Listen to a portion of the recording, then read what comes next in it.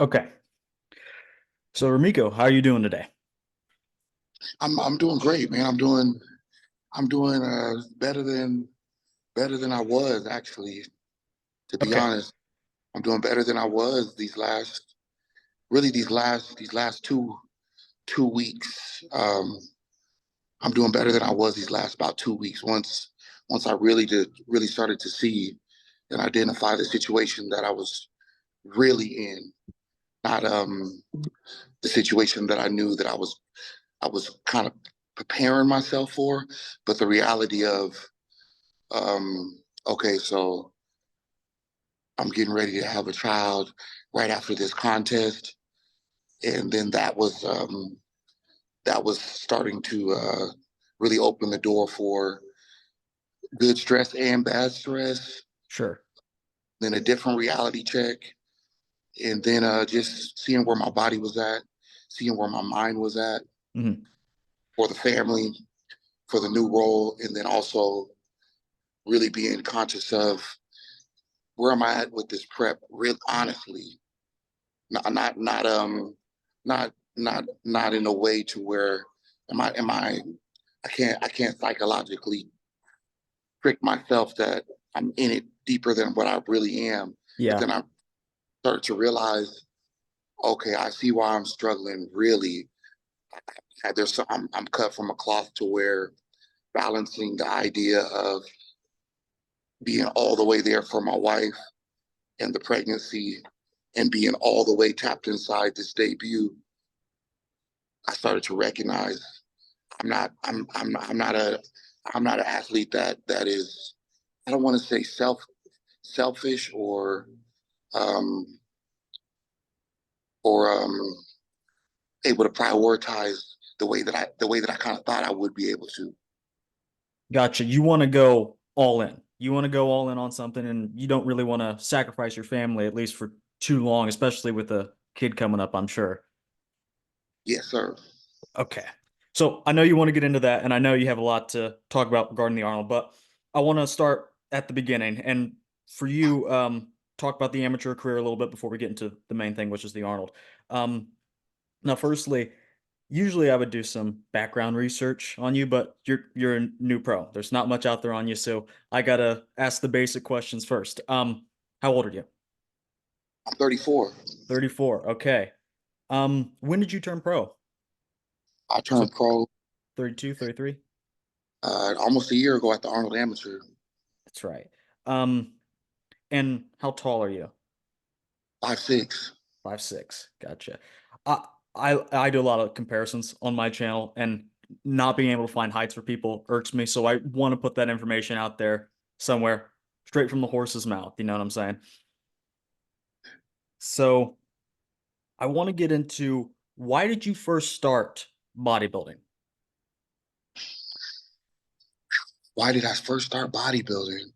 Honestly, brother, I got I got exposed to training hard and dealing with emotions by a devastating breakup by my childhood sweetheart. I married a lady that I used to court or date or boyfriend and girlfriend since we were about 12 years old, and married her at 20. And long story short, I got exposed to infidelity, and hit me way harder than I realized that anything in life could hit you. Yeah. So then I ended up getting my hands on some old rusty weights in the backyard of my mom's house. I moved back home Mhm. with my mom and left my ex-wife in Texas, and I couldn't take what I was going in the way that I thought I was able to.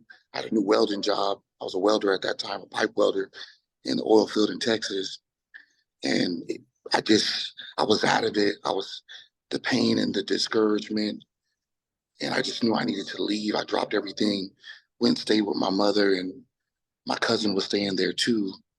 Um, And he had an old rusty weight bench set back there, and I hadn't touched any weights, brother, in almost 7 years. I graduated high school as the number one running back in the state. This was in Oregon. Okay. I had a weightlifting experience. I was washing dishes one day, and I look out the window, and I'm like, wait a minute, you got some weights back there? And he's like, yeah.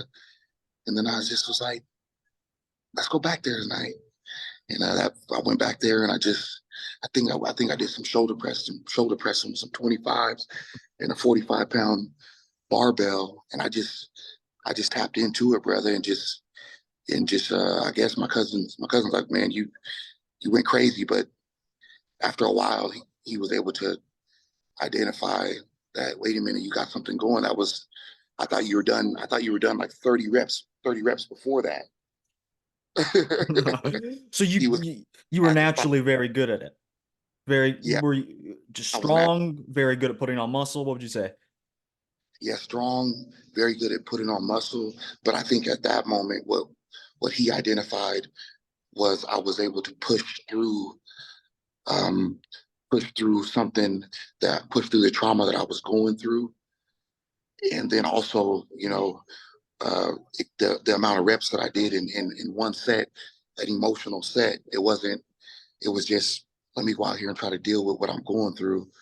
And from that moment on, it turned into that. I knew that I was going to do that, and I had a chance at life. And then about 2, 3 weeks later, I think I was getting out of the shower, and my cousin walked by, and he's all like, "Oh shit!" and um, and I'm like looking in the mirror, and I'm like, "Yeah, bro, I got buff fast. What the fuck?" And then we kept going for about 2 months, and we didn't have no gym membership. We just kept going out there getting nasty, just with 8 sets of bench, 8 sets of incline, 8 sets of decline, barbell, and then some rows for Uh-huh. back. And then we figured out we weren't pulling ourselves up. So my high school, I live right across the street from my high school. I would go to my high school, and we figured out that, okay, so we got to train other body parts. So then we start doing pull-ups at the park on one night, and then the next night would be a push. So it was a push pull. We weren't doing any legs yet quite then. Gosh. Yeah. Um, so you started hitting the gym at about 20 after high school. When would you say you started taking bodybuilding seriously? Like you're all in, I'm gonna start training for a competition or start competing. What age were you around there? And like, was there like a shift or was it there then from like the day that you started training at 20 years old, you were like, this is it? Good question. Um, so during that time period, about 2 months after that, now the weather in Oregon is changing. This started in the summer. Oregon have Oregon leads the country in in rain, heavy rain, and being below 65 degrees. Mhm. So now I'm kind of scratching my head that the rain starts coming down. Like, okay, we got to keep going. So we end up getting a gym membership. Now I'm no longer in the dark in the back of my mother's house, and there's other bodybuilders that I'm getting exposed to, and they're asking me, "Hey, when's your show? Or who are you?" Or I'm like, my bodybuilding me crazy, man. I'm thinking about that thong and all that, and I'm like, man, I'm just blowing off steam, man. Yeah. And kept happening more and more, and I think after about 3 months, I started looking up a couple pictures of bodybuilding, and right away I see Arnold, and then I start really. I'm looking at Arnold's pictures. I'm looking at his calves. I look down at mine. I flex my arm, and I'm like, man, shit. I see what people are talking about, and then I'm like, okay, so this is the greatest bodybuilder in the world, and I'm actually humbly, honestly looking at the pictures, looking at myself. I'm like, I'm a lot shorter and a lot darker, but I can see the resemblance. Sure. And so then I'm like, huh. I knew that I didn't want to give this up from that moment that I told you. So then it started to kind of hit me a little deeper, like, okay, maybe I am a bodybuilder. So long story short, a couple of the bodybuilders at the gym convinced me to go see a professional bodybuilder at another gym, and they had already kind of gave her the scoop on me. So I finally, because I'm still thinking about the thong and all that, man. So I'm like, man, okay, whatever. So I finally make my way over there, and I walk in, and right away she rolls right up on me, um, and right away lift up your shirt, turn around, let me see your calves. This, that, and the other, boom, boom, boom. Okay, and then her other pro bodybuilding friend walks up and says, "Yeah, this is him." And then she's kind of, her name was Ma On. I think she placed seventh. Ma On played seventh at the Olympia in her pro year. And the lady that I'm talking about, the original bodybuilder, is Angel Star. And her name is Angel Star Saucier. She's now or she's a current physique pro. So I got two pro bodybuilders. One's retired, and the other one's a current competitor. Kind of looking at each other like, oh shit. Yeah. And so I'm looking like, okay, so this looks good from what they're looking at me and making me lift up my shorts, drop my pants, or turn around, pull your arms out like this. And I'm like, I don't know what I'm doing. And then they're like, oh shit. And then they say, can you come back to this room with us? They put me on this index bodybuilding rotating super scanner thing. Gotcha. Yeah. They sit me down and print it out. And they're like, okay, first of all, I'd like to offer you a sponsorship. No, meaning I'm gonna help you take with your food. I'm gonna help you with your training. I'm gonna help you do anything that you need Wow. for you to hit the stage. Because from what we're seeing, um, not only do you look a lot like Arnold at a shorter height, but your measurements and your waist is, I'm gonna say they're better. And so I'm like, I kind of get the chills, like, okay, that's a big statement. But this is coming from, this isn't me looking at the picture sitting on my couch, my mom's couch. Now it's professionals, and I think that was more so based on the fact that they knew that.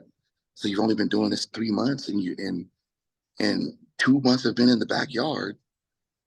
And I'm like, yeah. And then they're looking at each other, kind of shaking their heads, like, oh shit. And then she says, how do you feel about it? Give me this one contest. Hmm. And I'm like, okay, I was already going through the divorce. I noticed there were some chicks around at the gym. That always helps. That always helps that fire. And So, so then I say, I'm like, all right. So we did a 7 month, a seven, we did it, we did it. From that moment, I had done my first contest 10 months from that moment. And I ended up winning my first contest as a middleweight. wow. So from you just needing somewhere to output that energy, output that anger, frustration, whatever it may be, to 10 months, you're completely transformed on stage with a sponsorship, winning a smaller show. Yeah, winning a local show, Battle for the Eagles, called Battle for the Eagle, up in Oregon. How many other guys were in the entire bodybuilding? Do you know? That was one of Oregon's biggest contests, and Really? I ended up winning my class and placed and getting second in the overall. Wow. But just the fact that I won my class, I was already. She explained, like, hold on, this is a big deal. First of all, you're natural, and you won your class, the middleweight. First of all, Yes. you're in the toughest category. And I'm like, wait a minute, but I see the heavyweights, and I see and then she explains, like, in amateurs, that's not the tough class. The tough class Hmm. is the middleweight, and then when you get to nationals, light heavyweight.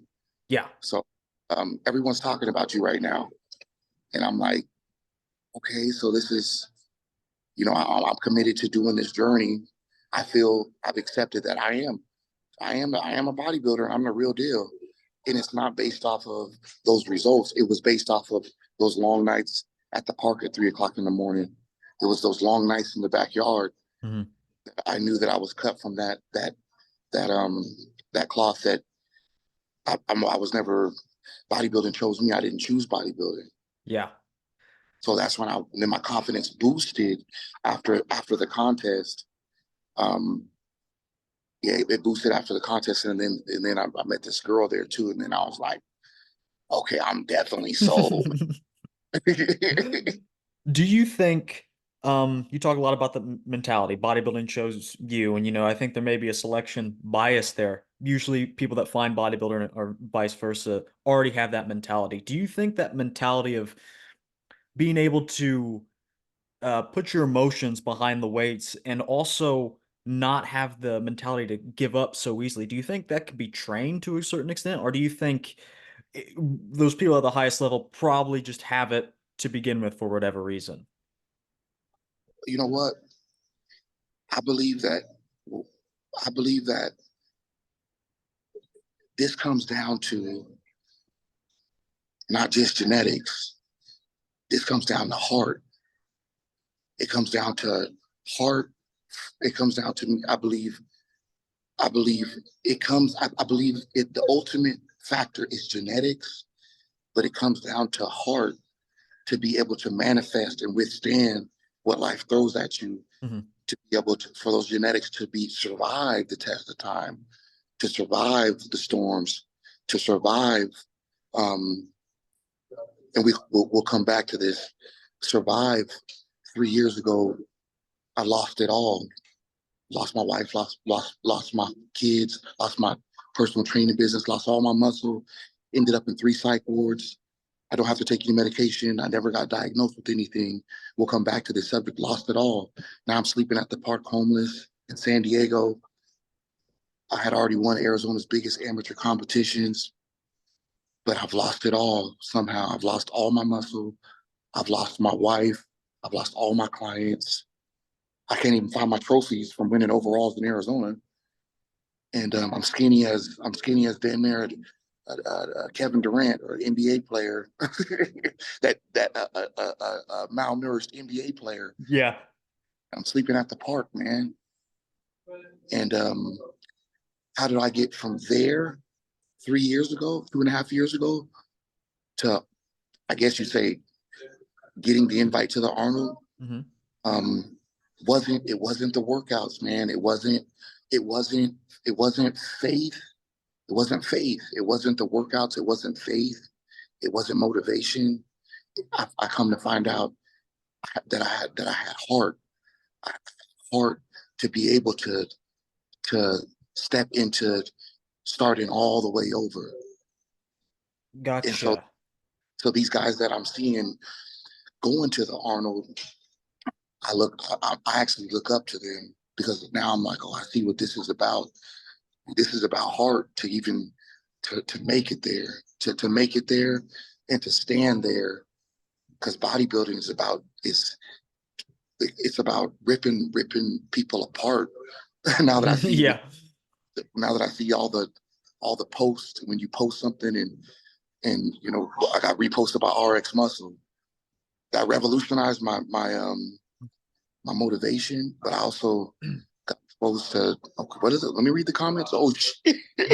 I did see that. I'm glad you're jovial about it, but those people, I don't get all the shit they throw. And I mean, I do, but I don't. I mean, I'm in the business of, criticizing people. But like, guys, you're not on the Arnold Classic stage. Like, you're not going to be. You didn't get the invite. So, let's cut it back a little.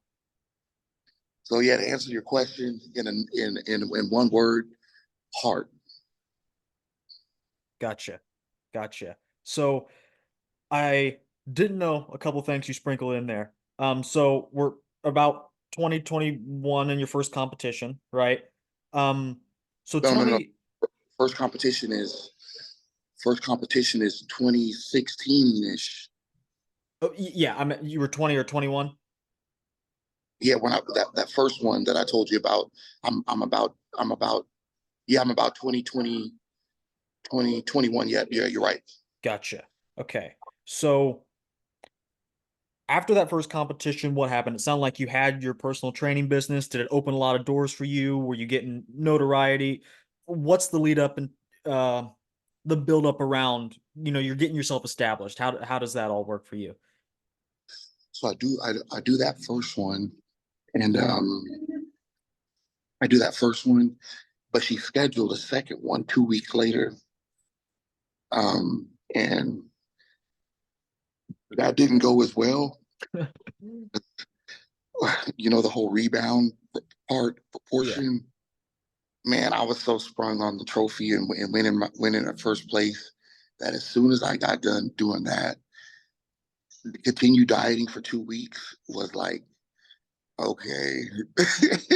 But I ended up still doing the competition. I got fourth on Okay. my second test. I got fourth on my second contest 2 weeks later. And she's she was disappointed because she knew that you just pigged out the night before the show. I'm like, yeah, I lost it. I stopped at the convenience store, man. I lost it, man. I lost it. I started with one bag of chips, and it didn't stop. Yeah. So I ended up getting fourth, and she's all like, "Then you could have got the overall. You could have got the overall on this one." And I was like, "Oh, really?" Anyways, I'm ready to go so I can Yeah. continue getting into this off-season program. So now I got two competitions out the way within a year of starting up. And so what happens between that year and when do I hit the stage again? Mhm. Now it's about my personal training business is taking off in Oregon. And I'm done dieting and don't want anything else to do with it. So I'm really content with, yes, I'm the real deal. I'm definitely going for Mr. Olympia. Because I had believed ever since I had seen those pictures of Arnold, just being, fresh into getting exposed to, when I was still staying at my mother's house, that also he's Mr. Olympia. So that's who I am then. I'm not, I believe it. I'm seeing it. I feel what I feel in my spirit, my heart. I'm hearing from God. Yeah, that's where I'm going. Okay, I'll get there. I guess this. I'll see what this journey is about. So I finished that second competition. And then my personal training business is flourishing. I'm working full time. Don't have to get a second time. Don't have to get a second job. And I never compete in the state of Oregon again. Then I figure out that the weather in Oregon is not promoting fitness. So I get hired at Gold's Gym Venice Beach. Wow. And, I was this close from I had already signed the offer letter, and I ended up having to call them back once I started looking for an apartment. Yeah. I ended up calling them back and I'm like, I'm not gonna make it. So my couple family members hear about it, and I end up because my options at that time were LA or Miami. Once I got exposed to, I could make it as a trainer on my own, since I'm in the worst state to do it on your own, and I'm Hmm. doing very well. And so I'm like, I'm gonna move to Miami or LA based on that's where personal training is happening. And at this time, I'm still healing from my divorce, and I'm very in tune with, okay, so the girls in LA or the girls in Miami, I'm going to either. I don't care. I'm getting to one of them. So I'm full gun ho. And I did everything I could. It didn't work out. So then I have two family members that heard about it, one in Washington and one in Arizona. And so I ended up taking the opportunity to move to Phoenix. And I moved to Phoenix and I start out at EOS. Um, start out at EOS, and I just get everybody's Instagram because I'm getting a lot of buzz with people walking up to me that kind of have got to know me, and they're like, "Bro, you should not be working here." Yeah. And I'm like, okay. They're like, yeah, bro. You know where you're at? You don't. I don't think you know where you're at. I'm like, yeah, I just moved here like through 2 weeks ago. And they're like, oh, okay, I see. They're like, bro, you could easily be like doing very well in Phoenix, Arizona, once you step out on your own. Hmm. So then I realized, oh, I'm like, okay. At this point, I'm making like 450 every 2 weeks, working all day long. But I know that I already came from doing it on my own for a year in Oregon. So I'm like, I know I'm gonna get out here and get it. So then my business intuition kicks in, and I just focus on getting everybody's Instagram that I can to follow me in while I'm doing these PT sessions at the number one EOS, really in Phoenix, which is the Alma School location. So I got everyone's Instagram in like a 7 month period, and then I meet my current wife, um, and she's training independently out of another gym. and get talks to the owner and gets me in independently. And then boom, now I'm flourishing in the state of Phoenix. And then she also introduces me to a gentleman, pro bodybuilder named Jason Strahan. Hmm. His last most accoladed contest would be placing seventh at the Arnold 2022 in a classic. Jason Strahan.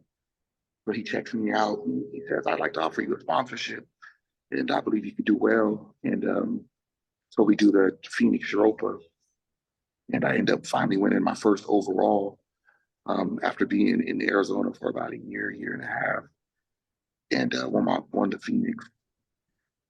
Phoenix Europa, which was the biggest amateur show in the state of Arizona, and that was different because I'm like, oh, so this is I'm the overall winner. I've Hmm. only being the class winner, and that felt like that was enough for me. And so um, then from there, um, how does this lead to the Arnold Amateur? I do from there. I ended up continuing to flourish in business on my own, and then me and my wife have this falling out, and I lose everything, and that's when I moved to San Diego with nothing. I didn't have a I didn't have a birth certificate, ID. I lost everything. Um, Why San Diego? um, I just got in my car and drove, brother. I was at the homeless shelter in Mesa, Arizona, and I was dealing with some scandals attached to why I was getting arrested um, out of the blue for false allegations for harming, being an endangerment to children. And I beat all those charges or cases, but I caught wind of because I got put in three mental facilities at the same time, and I was struggling with prescription Adderall at this time. So, and I had a lot of paranoia from once I figured out who was lying, and the doctors telling me what they were telling me, and I'm like, they said I did what to their kids? Are you serious? Yeah. And so then I finally get out of the third psych ward. They released me again with like, yeah, sorry, Mr. Bose, for this happening to you. Um, they were looking, at first I was a bad guy, really bad guy, and then they had compassion. Even the security guards were giving me extra meals, and here's a bag of corn nuts, and here's this. And when you get out, man, I need you to show me how to get those biceps like that. Because I started, what actually helped me out to so they could, a form of transparency was the security guards. When I first was walking in down the hall, I call it the mile. If you ever seen the movie The Green Mile, I first coming down the hall, and I look like Emmett Smith's big brother at this point. And I'm just a dark shadow, and these are all black security guards that kind of, I'm sure, messed up, but we're getting ready to go to South Carolina University for this and getting ready to go to Ohio State for this. They're all 6'8", 6'7", fully just ready to rumble Hmm. because of this facility is for violent offenders, and it's a male psych ward, so it goes down. It goes down any within 2 to 3 seconds. Somebody could be trying to cut somebody's neck with a plastic fork, or some way somehow. There's a dangerous situation because you have violent offenders that are very calculated because it's a psych ward.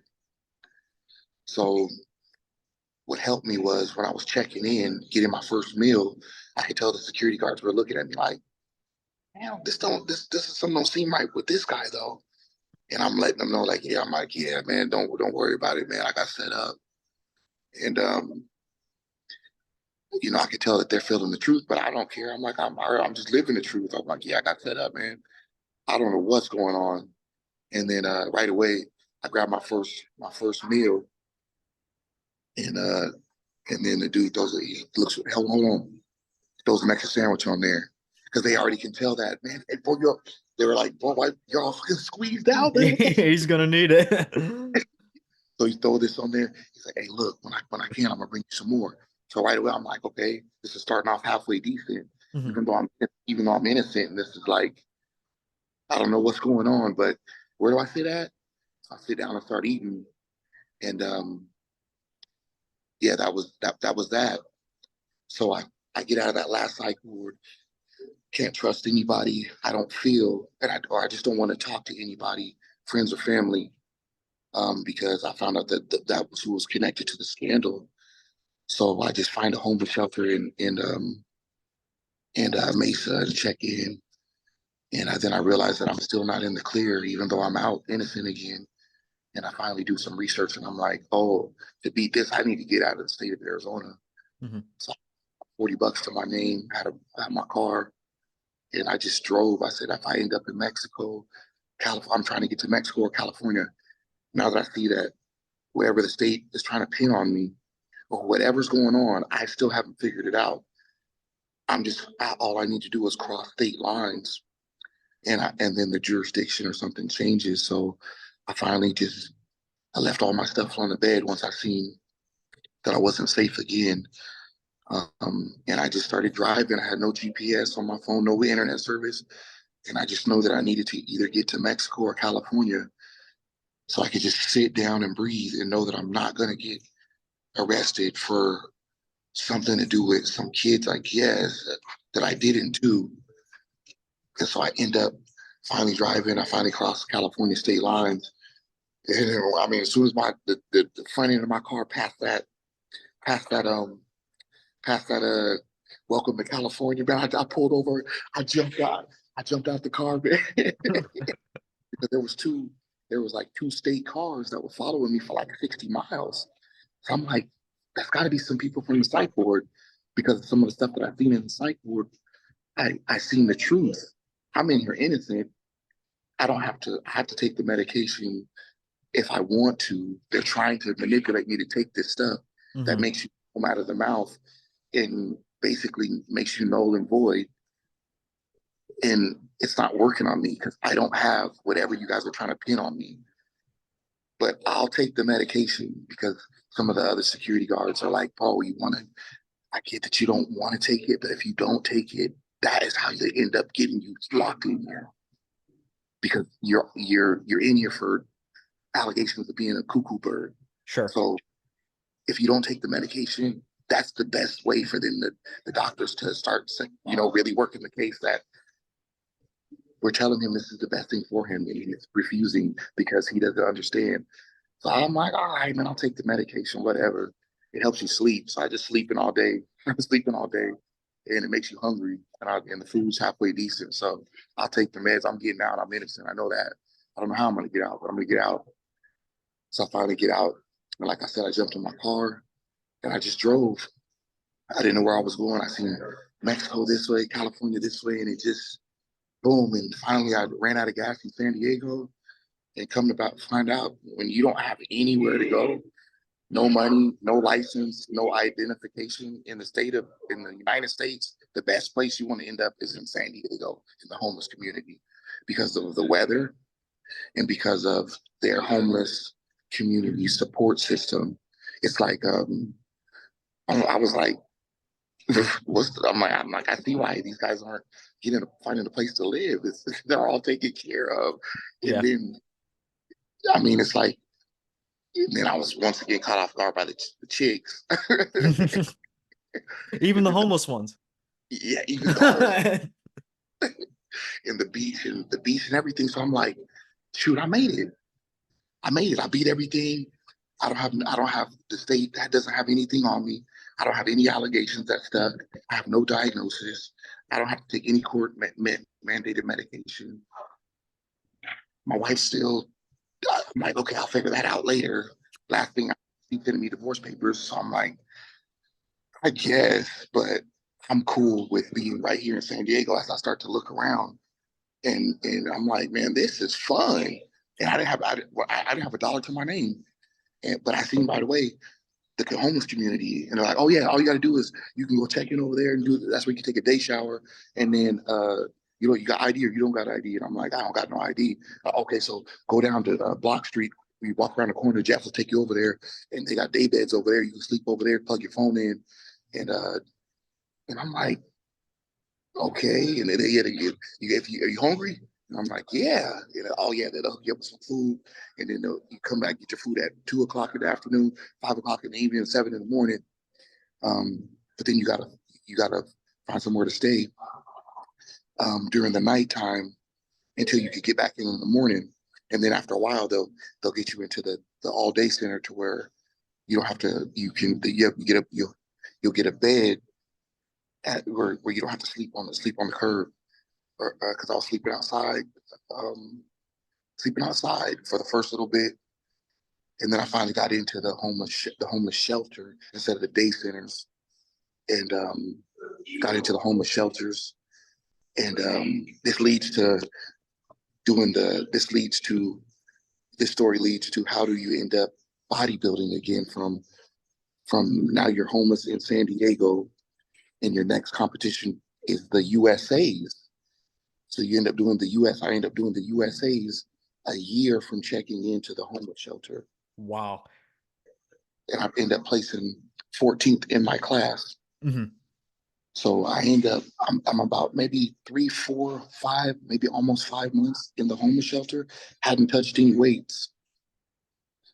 Still kind of let the idea of only thing I'm doing now is just focus on building a new life and maintaining my sanity, because now I'm at the homeless shelter in San Diego, it was worse than a psych ward, man. Hmm. To be honest, it was like I'm okay, so I'm basically in the psych ward, and now there's no protection. Yeah. Also in here with some violent escapees from LA County, and I don't think the police know that they're here. I started seeing that right away, like, wow, this is a legendary gang member that's sleeping right next to me. So I'm eating my lunch, and this gentleman started to, you form a little clique in there. Hmm. I was in the non-methamphetamine crowd, thank God, and and uh, and thanks for letting me keep going, man. That's what I was Oh telling no, you that's fine. I'm fascinated. yeah, man. Let I would love for you to be the well, I don't know if you call it the pillar or the first guy that got my story in the Yeah. business. When I seen that when I seen that you backed me up right away, Remeco Bose out of the Arnold Classic, and then I was like, that's fucked up. And I kept watching. I was like, oh, that's damn, thank you, bro. I didn't know how to say. I had so much going on. I don't know how to say that all that right. That was so clean and so. I think that you were. It was so integral and so professional and so set up in a way to where, hey, I this is real easy of why this guy's not doing it. Check this out. Any sane person with a family makes those types of decisions. It is what it is. But I knew some people would be, oh well, good riddance. They're like, oh, he's not gonna do well anyway. It's whatever. It's like, well, it doesn't really matter. It is what it is. He has to be there for his family. I mean, you would do the same. I'd hope. Um, but So I so really so really appreciate you coming on. Yeah. so we'll get back to that. So okay, I'm laying in a homeless shelter bed, or I was eating one day, and a gentleman that I became friends with from New York City, um, I overhear him say, I'll catch you guys later. I'm gonna go down to the park and do some pull-ups." And I took a take bite my sandwich, something clicks. Wait a minute, pull-ups, pull ups some pain. I remember that's how I started. Wait. So hold on, where you going? Where you going, brother? What? You said you was going to the park. Yeah, I'm going to this park over here by the waterfront, and I'm gonna bang out some pull-ups. You want to go? I'm looking around. I'm like, yeah, man, I'm out of here, man. Sitting over here with this dude talking to himself in the corner, man. Come on, I'm gone. So then I'm not thinking about starting quite back up. I'm just like, I don't have nothing else to do. I'll go do some pull-ups. I remember how buff I got when I first started. It only took 2 or 3 weeks. So yeah, I'll go do that. And I'll be able to build a little bit of muscle to maybe get one of these girls to stop to talk to me, even though I'm sitting out in front of the homeless shelter. But I do have some brand new white tank tops. I just need to kind of fill them out a little Oh, bit. that'll do it. So it's 2 or 3 weeks in. My first round was like I was only able to do like 5, and I was smoked. Mhm. But within those 2 to 3 weeks, I had a I'm laying in my bed, um, and I say God spoke to me, um, and said do the USA's, and I'm like, this is the same God that I felt like spoke to me when I very first started and was looking at pictures of Arnold, and and I heard from above that I'm cut from that cloth, not by what I'm looking at from the pictures of me and Arnold. It's what I feel inside and another force confirming it. Like Michael Jordan dribbling his basketball in his backyard. He knew 100% that I know where I'm going with this thing. Mhm. And, so it turns into pull-ups, pull-ups, pull-ups. Now I'm doing pull-ups at the park and he's not showing up. And I'm laying in the bed. I used to do the USA, do the USA. I'm thinking, man, the USA out my face. I don't even have any. I don't have. I mean, I'm just. I don't even have. I don't have any money. I think I was waiting for my food stamp card at this time, Mhm. and but I realized I'm like, they feed us 3 times a day, and it's usually a whole. It's a wholesome meal. It's rice and chicken, or beef stroganoff, or beef pulled pork and rice, and oh, it's the bodybuilding staple foods because the state's on them about making sure they feed us healthy. Mhm. But everybody's on meth, and they don't eat. So there's plenty extra. So then I finally clicks. Okay, I'm gonna do this thing. I'm gonna get it all back. I'm gonna do the USA's. I'm still gonna win Mr. I'm gonna still turn pro. I'm still gonna win Mr. Olympia. And then I see I got a little wing. I got a couple wings again. Mhm. About a month in, I'm like, I see you. Because now the guys at the homeless shelter are like, hey, bro, you get all buffed up, bro. What this is? I'm looking like Kimbo Slice right now. And inside of the home, and there's like 700 guys. Mhm. And within 3 weeks, I was maybe I was 5'6", but I was the biggest guy in there. Mhm. Um, and people started to say, "Hey, boy, you look good," I'm like, and then I finally started to open up, and I ended up showing on my old Instagram. And that's when some of the guys that I trusted, that I've developed friendships, they got on me. When I say got on me, they were able to let me know, hey brother, I get that you lost it. I don't know what happened to you. Well, I'm looking at your Instagram, man, and this is what you gotta do, man.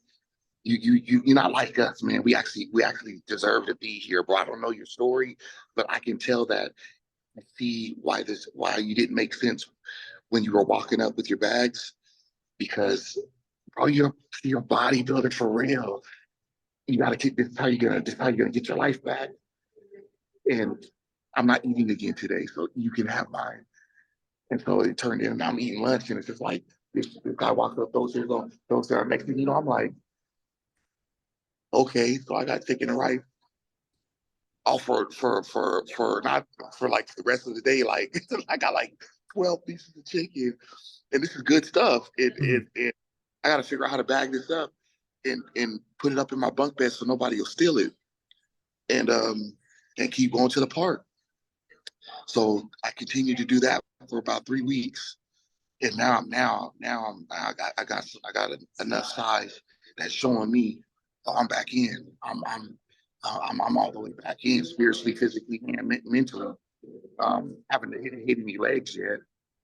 Um, or I hadn't done nothing lower body. But when it came to that V shape, when it came to that bodybuilding look, Mm-hmm. I did definitely wasn't looking like I was homeless. So then that opened the door for networking, just riding public transportation. People always wanted to talk to me and this, that, and the other.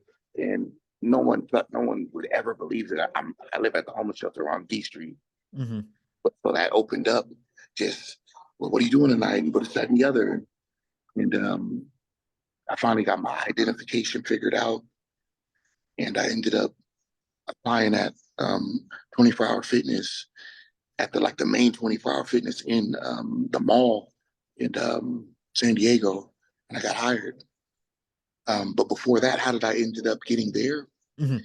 Because once I got my ID, I realized, oh shoot, 24-hour fitness has a free 7-day pass. Forget this freaking park. So I booked my free trial. I had to come in and do my tour, knowing that I'm not going to sign up. I have no banking information. All I have is my ID at this point. Mm-hmm. But I'm selling them a dream, but they're believing it because they're looking at they're like, hey man, so you're definitely a competitor. And I said, oh yeah, man, I just moved here. I'm playing the game, and I'm looking to just finish this walkthrough and do my 7-day trial and try to build as much mass as I can. Um, Now that I got it all figured out. I got a place to stay. My mind's back to where it needs to be.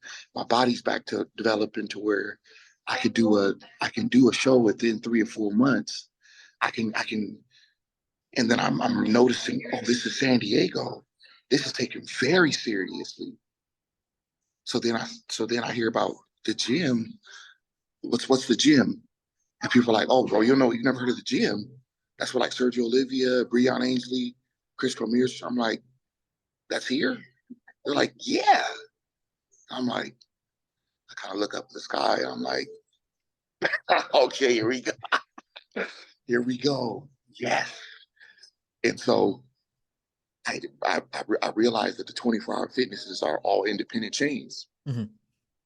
And there's like 100 of them. So I was I had my free bus pass and my free 7-day pass, man. I must have hit every 24 fitness for I must have hit every 24 fitness. I'm over here in La Jolla Cove. And if anybody knows San Diego, it's like you're doing a free 7-day. You're out with this is where the celebrities are going, man. But they still have the free day pass. Yeah. So I've done built up now. And the manager finally gets in conversation and whatever. And then, oh yeah, we're looking for a front desk associate. Really? Okay, yeah, shoot, what I got to do, or how do you want to move forward? About 2 weeks later, I was finally signed on and working. So I went from 7-day pass to free membership. Gotcha.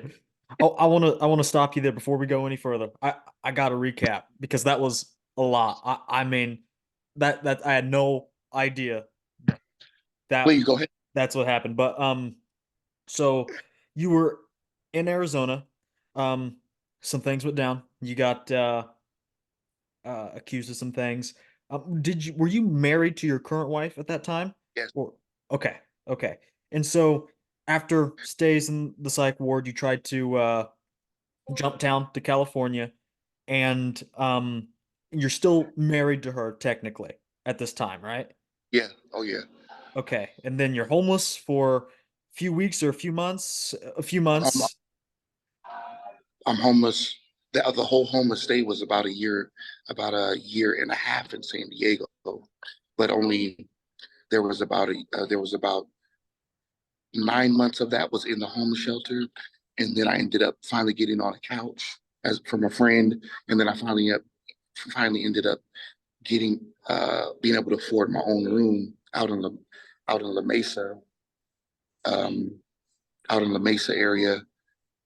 And so I was there for about 2 months, and now I started my personal training business back up independently since I'm a member, or since being exposed to the gym called the gym.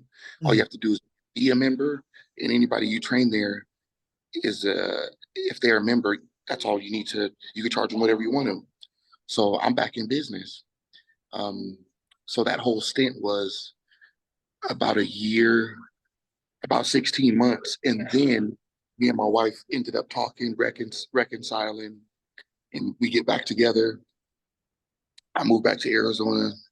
And 2 months after that, I competed at the Arizona Open, won Mr. Arizona, won another overall, and then still followed that unction that I say from God. Then go do the USA's, place 14th. I want to pull pictures up of the USA. I have them up actually. Um, because to go from homeless to, I know some people are going to say, well, it's 14th. Well, it's also the USA is it's probably the second most competitive show in the NPC. I mean, to go from homeless to what was it? Did you say was in between these two events, being homeless and then competing at the So it's USCs? so yeah, it's homeless, 16 months. I lose all the muscle that I have because I was still struggling. I was still struggling with prescription Adderall during the homeless period. I finally got healthy mentally and physically and spiritually and decided to let those go and regain my life back. And I'm pumping up at the homeless shelter. Finally, I was there about 5 months, and then I start training again. Homeless. I was training competitively, competitively for about 4 or 5 months. Still homeless, nowhere to go. Hmm. Yeah, my wife reconciled, and I ended up going. My wife ends up coming picking me back up from San Diego, and now I'm back in the same home that I left. And then about 3 weeks after that, I'm doing the Arizona Open, and I win the overall at the Arizona Open. And then you get to And go to the USAs. yep, and then I go to USA's. I don't have a coach at this time. I just got some guy helping me from the nutrition shop. So I go to do the USA's and don't have a coach. So I'm in the hotel room, kind of wheeling and dealing and trying to figure things out. And then the same coach, Jason Strahan, that I won the Phoenix Europa with a couple years prior to, my wife calls him and he's looking at me while I'm in the USA hotel. I'm in the hotel. He hasn't seen me, and he's like, "Shoot, what happened to you? Oh, shoot, you competing again? Y'all got back together? Oh shit!" But anyways, what the fuck happened to you? Where'd you disappear to? But yeah, I can help you turn around. Let me see your legs. I'll see you still holding a little bit of water. You got any diuretics? This, that, and the other. And then we just did the best we could, and then you see those pictures. Yeah. Were you, if you don't mind me asking, were you natural at this point for the USAs? No, Gotcha. But this is still incredibly impressive to go from quite literally homeless to competing at the one of the biggest amateur shows there is. yeah, I was natural. I was natural when I started training at the homeless shelter, Yeah. but then I had a guy at 24-hour fitness, and um, he ends up because originally originally okay. Long story short, how do the whole natural to unnatural? I'm training homeless naturally, and then I meet a guy at 24-hour fitness, and we get into a conversation, and he's like, man, you gotta get back in it, man. You gotta get. I'm like, man, She's like, man, I got some. I'm like, I've been against that my whole career. I'm like, man, I gotta.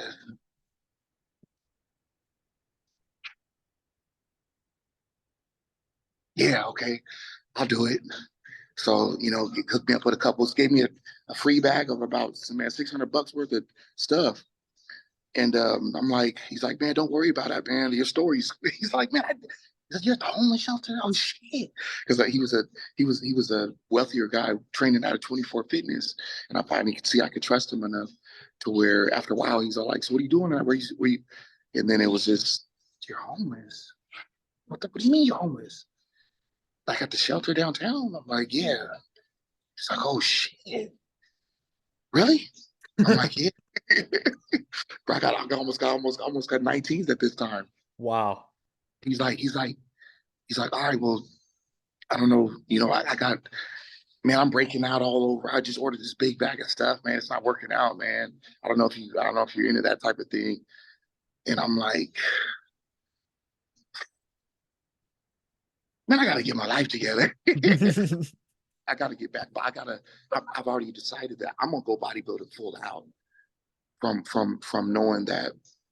So the accepting that I'm gonna go from natural to unnatural at the homeless shelter. Um, I finally had accepted that, and then it fell into play with the bag of free goodies. Hmm. Um, and then I ended up, yeah, then I ended up winning the overall um, at the Arizona Open, and then go do the USA's. And the real placing, I believe, for the USA's was, even though if you look at if you look in the pictures, um, I didn't know anything about diuretics, number one.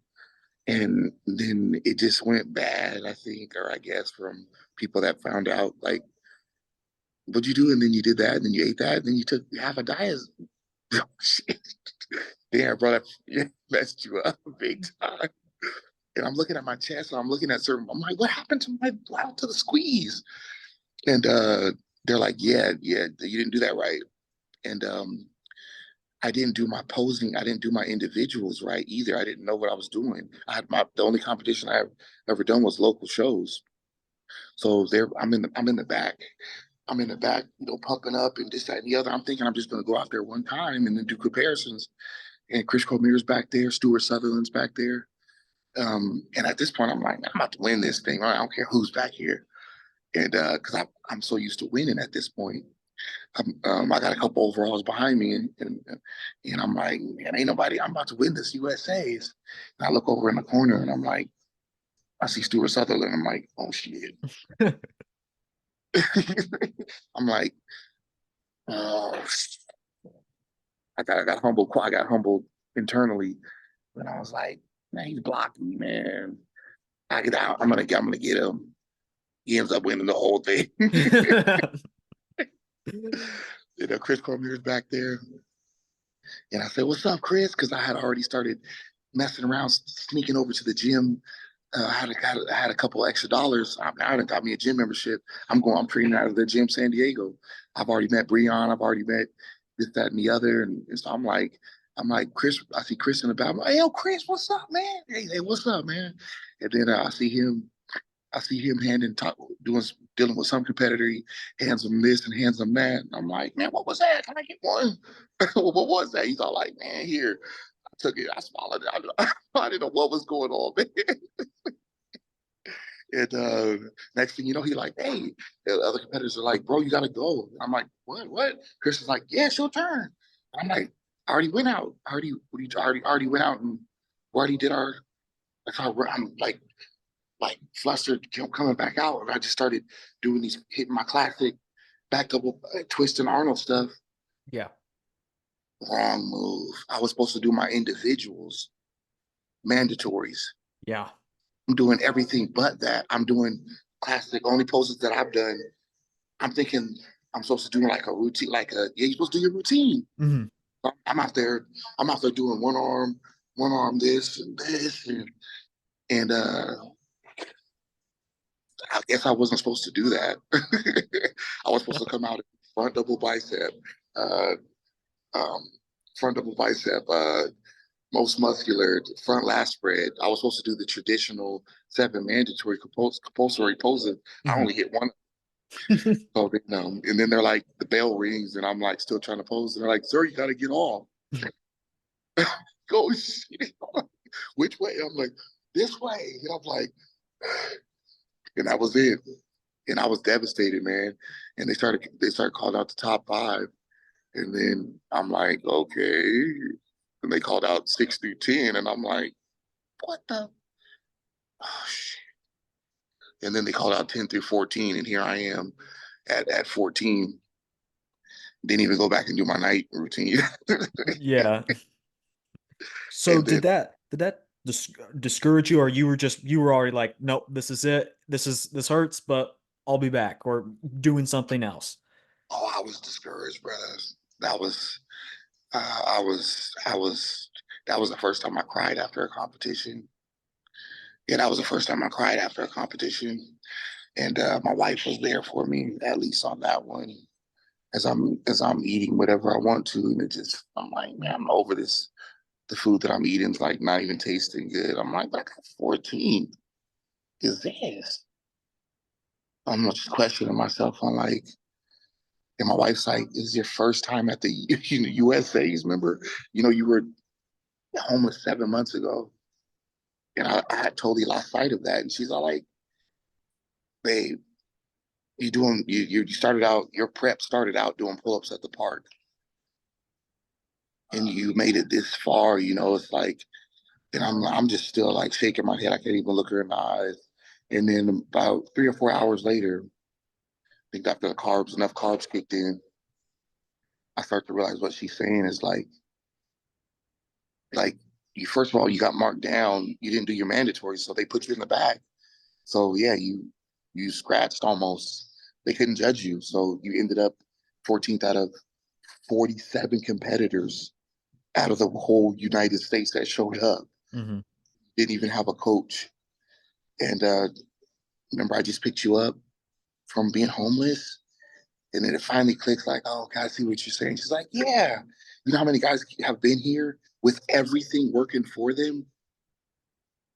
They never were home. They never regressed like what you did, and they still got 13th in their class like 5 years in a row. And then he finally got like second in his class, and he got his card. So you expecting to win the whole overall? Mm-hmm.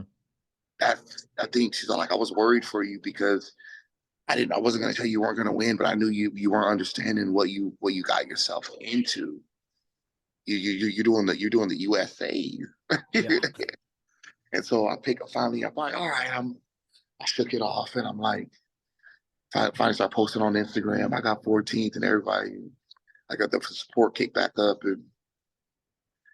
and then Jason says, the one, that same coach that I won the Phoenix Roper with 3 years ago, that started helping me randomly on the spot in the hotel.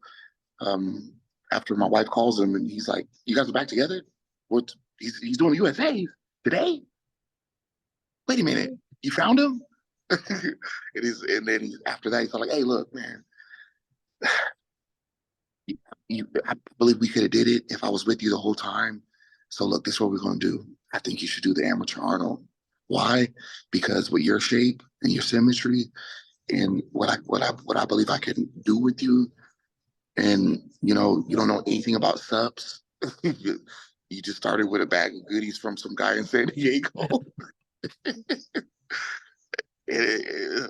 Look, man, so this is what we're gonna do. Give me 6 months and let's do this Arnold Amateur.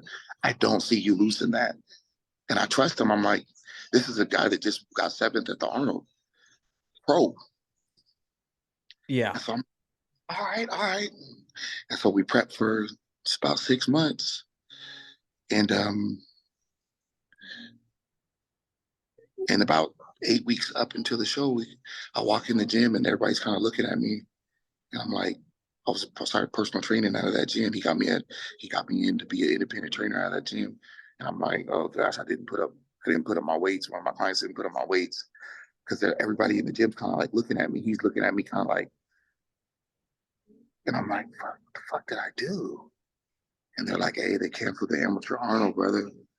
I'm like, what? They said, yeah, he's all like, yeah, they canceled it me. I'm like, wait a minute, if you tell me that I'm not doing it, what are you talking about? Yeah, they canceled it. I'm like, oh, what? I'm 8 weeks. I'm like, he finally shows me the email on his phone. Mm-hmm. I'm like,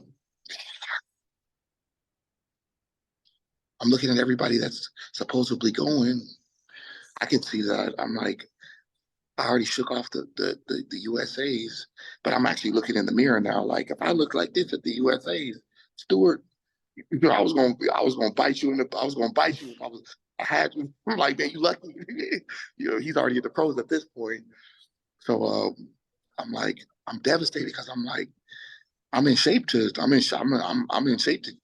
get this one, and they only pick one man. And so he's like, yeah, I'm sorry, man, sorry. And everybody's just kind of like patting me on the shoulder, like, just hang in there, me. I just go home and tell my wife, and she's like, what? I had dedicated that show because we lost two babies before. We already had lost two babies within the last. We lost two within the in the last seven months. So the first one I dedicated the first one to the Arnold Amateur, and then a couple months after that pregnancy, we lost that one, and I was devastated. And then she got pregnant about a month after that, and then we lost that one. I think the day after I win the Arnold Amateur, and then I come home, and 2 days later we lose that one. I'm like, oh shit! And then she almost died in the hospital. She was in the hospital 8 days, brother. Um, so I'm like, I win the I win the Arnold Amateur. Well, how does that happen from them canceling it? So I'm a man of faith and a strong believer of my destiny, Mm-hmm. and I just decide to stay on prep. And I come home, my wife's looking at she's looking at me make my meals, and what are you doing? What are you doing? I said, man, I'm turning pro. I don't know how, I don't know when. I'm turning pro. She's all like, how? I don't know. I'm gonna continue to diet. I'm gonna continue to do my cardio. Then I'm gonna turn pro some way, somehow. And then I started looking up the other shows, and the next one was in South Carolina, the junior I think it was Junior USA's or something like that. And then I tell Jason about it, and he's like, "All right, I mean, I ain't gonna be able to go to that one. I'm not gonna be able to follow you to that. I was gonna go to the Ohio one because he was gonna do the Arnold again. Mm-hmm. So he was just automatically gonna be there. So he's all like, "Yeah, we're gonna have to do this one on Skype." And he's like, That's what you want? You want to keep prepping?" He's like, "That's another 3 months, man." I said, "I'm like, yeah, man, come on, man. I gotta get my card, man." I'm still thinking about life from coming back from the homeless shelter already. I'm like, I got this thing figured out, man. And they canceled the show. Andrew Jack's the last one. No way. I've been watching his career since he won the amateur. I'm like, Crazy. man, I gotta win that. And then I didn't know about the automatic invite until after I won. Mm-hmm. Somebody, you get to, I'm like, what? Yeah, you get the automatic invite if you, oh, shit. Are you serious?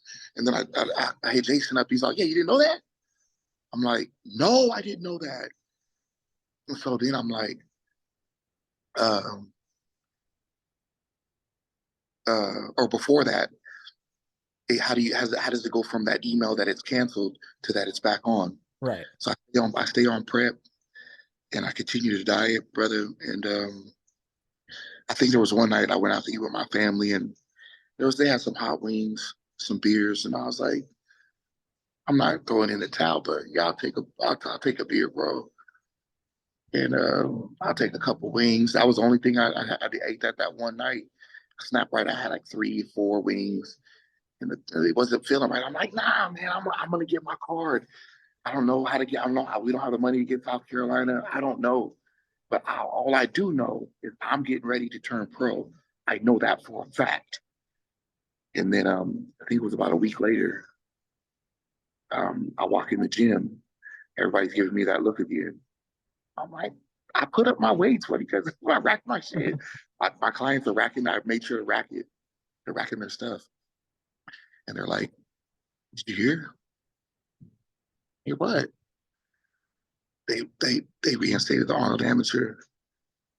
Like, hold, hold on, I brought my bags.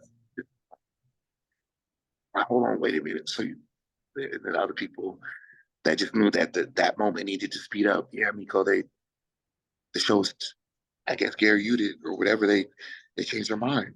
I Hmm. look over at Jason. He's sitting there eating, and he starts smiling. It's on.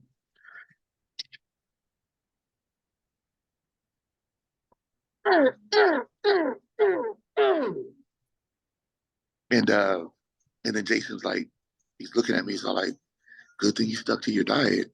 Hmm. And I'm like, "Hell yeah!" And then we just pick right back up from that moment on. And now I'm about 6 weeks out, and and the other two favorites, the heavyweight and the super heavyweight, and John C. Rivas in the heavyweight. I guess they caved. They didn't take it as well, Hmm. but they're still doing it again. But they barfed their diet. They had already they just went on with life. But then Yeah. when they now they're like, I'm still gonna do it. Yeah, but you already gained 15 pounds. I'm about to win. Uh-huh. So And you did. And you did. yeah, And I want to pull pictures up from that as well. Um, so you get there the day of the show. Did you feel any different? Like, did you feel like this is it? I've got it. Or if was the difference from the you mean the feeling from um the you got to go all the way down to get the Arnold Amateur shots. The feeling from okay, so you're talking about being backstage compared to being at the USA's. yeah. There's a few there. So yeah, now I'm um I'm totally in tune with this is my moment. Everything I've been through has added up to this moment. All the faith, all the trials, tribulations, everything I've been through. I, I, I'm gonna win, not because I want to. There's a force behind me that's not gonna let me lose. Oh, that's the one you gotta pull up right there. Bang! That's it. That and see, remember I told you I was sitting on my mom's couch. I seen the first couple pictures of Arnold. Hmm. Bam! And so, yeah, brother, hey, I was feeling it right there, man. I was feeling it right there, like Michael Jackson doing the moonwalk, man. I'm trying to tell you, man. I was totally tapped in that moment. He was trying to talk to me. He was trying to talk to me, man. he, he finally gave up and was just like he just set it down, man. He set my Yeah, car. yeah. And yeah, this story is crazy, man. And there's more to that. The kicker to that story is I'm not going to get personal with what happened because I have um, forgiven him, which was my coach um, at that time. Hmm. Something happened between us, and I get a message. We're done. What do you mean we're done? We do the competition 6 weeks away. I'm done with you. You'll find you'll find help, or you'll find. I'm sure you'll find some help. I'm like, what? Are you serious? Yeah. So now I don't have a coach. I'm 6 weeks out. They just started it back up. Hmm. And you're done with what are you talking about? Oh, that's fucked up. And I tell my wife, she's like, what? This is her child. This is like her childhood friend, basically. They've been knowing each other since they were 15. Now they're almost 40. So she already knew what the confrontation that we had, and she was already like, her feelings were already hurt from that altercation because they were so close, and the disrespect that took place was already enough for her to be. She was already kind of traumatized. That man, I can't believe he turned. I can't believe that. Um, but then what caught her off guard was he dropped. So he's not gonna. He dropped you on top of that. Wow. And so she's thinking. I'm sure she's thinking, I'm not doing the show. I said, I'm still doing the show. She's like, what do you mean? You don't have a coach? I said, I know I don't have a coach, but what I do know is I'm still doing this contest and I'm gonna win. That's what I can tell. That's all I can tell you. And she's gotten to know me enough to where she's like, yeah, I believe you on that. Because she's already after we reconciled, she's already heard this. She knew I was homeless in the streets. Hmm. So when she's picking me up and I'm all rocked out. So she sees that all she knows that you're definitely resilient and like a true fighter. Because when I picked you up, I was not expecting you to be on squeeze like that. And because over the phone, we were just talking over the phone, and then we would FaceTime, but I was being humble and I wanted to surprise her, so it was always from the shoulders up. So when she finally pulls up, like, oh, and so she's like, oh. So I'm winning her back over, like kind of like it's kind of like a movie scene, and then we get in the car, drive back to Phoenix, and I'm like, yeah, I'm gonna do the Arizona Open, I'm doing USA's. And so she's all right, like, all right. She's just happy to be back in my life. She's happy that we're back together. And now she's in full support. And the last thing she was a part of was seeing me win the overall for the Phoenix Europa with Jason, the same gentleman I'm telling you about. So that falling out happens. And I'm not devastated because at this time, I just been through so much stuff. And I know that it's like, man, this is how my life is, man. I done figured this out. This is I'm bodybuilding chose me. I didn't choose bodybuilding. So this is how my life is when it comes to this sport. There's something, always. Hmm. All down to, oh shit, he dropped out because the baby's coming early. Damn. Guys, this dude's life is a trip with this bodybuilding. But you'll see me again. People that know me now know that. Oh, so that means you're coming back like super hard this next time. And I'm like, yeah, well, I don't gotta say, I don't even gotta talk like that no more. I'm gonna have to, and I have new now. I got super new firepower, which is going to be my daughter motivating me. Just the fact that um yeah, I believe by the time I really do hit the stage, she'll be walking and be able to identify with, oh, he's strong and he flexes. She'll have enough of that she'll be at the competition and have an understanding that he's the strongest one or something about it. Because I plan on stepping back on stage sometime within the next 12 to 18 months, maybe 24 months at the latest. And why? That's just to be fully grounded and balanced in this new identity of a father and provider and dreamer. Hmm. Uh, but it's my daughter's birth. That's actually gonna. People will know that. Oh, if he wouldn't have had her, bro, he would have. Bro, that pushed him, bro. He got really buff after that. So I do want to get into that. Let's back up just a little bit. So you win the Arnold Amateur. You're a pro now. Um, and when did you find out that you get that automatic invite? So I'm glad you kept me on track. So okay, so now I've won the Arnold Amateur. Hmm. I ended up looking just through some coaches locally, and there was a coach that kept liking my post, and I always felt good energy from him. I have a connection with God, and I'm like, hey, I'm 6 weeks out. I don't have a coach. Something happened. He's like, can you meet tomorrow? I said, yeah, I don't have any money though, man. He's like, can you meet tomorrow? I'm like, did he read that I don't have any money? I'm just coming back out of homelessness, trying to get established, Hmm. and Jason was sponsoring me. So I'm just hitting him up in faith and just, seeing what he thinks, or, I'm trying to pull this show off, brother. And I don't think I have the funds for a coach, but I was just wanting to check you out, see, hey, yeah, meet me tomorrow.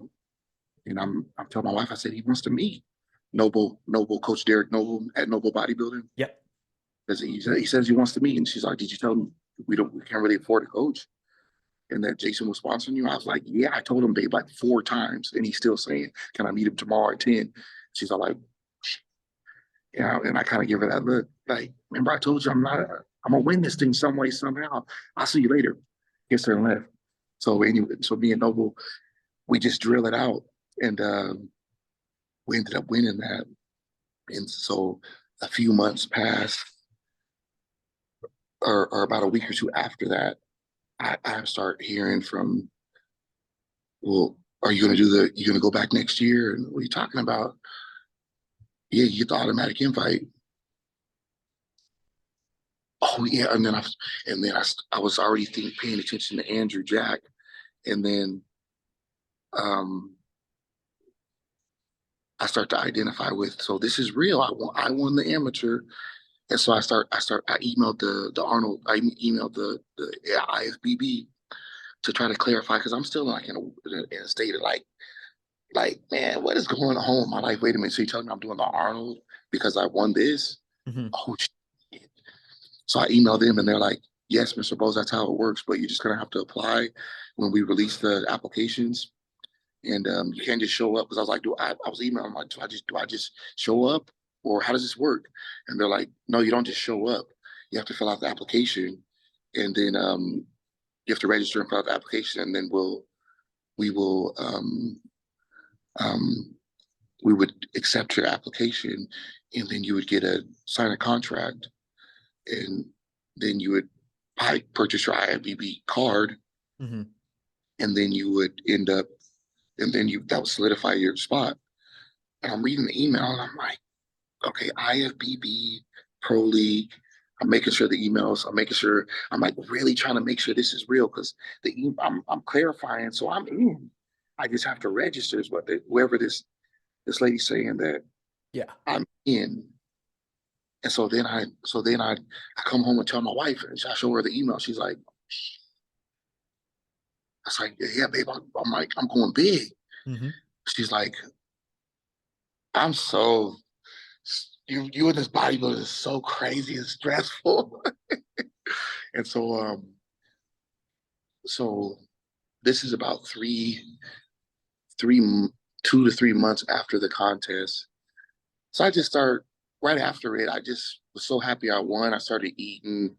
Just I wasn't really rebounding. I didn't really understand the professionalism that I should have had right off the bat with the rebound and Mm-hmm. staying lean and not picking up a tremendous amount of water and body fat because I'm getting ready to go into the pros. So I'm just stuck in my amateur ways. I'm just going, grind heavy and eat heavy. That's what I did. And then um, about 4 or 5 months, 6 months out, I email Gary. I'm like, this can't be real. I want to know for sure. So I email Gary Udit, the promoter. Yeah. And so I'm like, I'm gonna get to cut to this. Hey, are you guys still honoring the Arnold Amateur, this, that, and the other? About 2 minutes later, no. Shit, what? I'm looking at my phone. I'm like, okay, this is Gary Udit. This says this on the Arnold website. It says if you have any questions for clarification, competitors contact Gary Udit. What? No. Oh shit.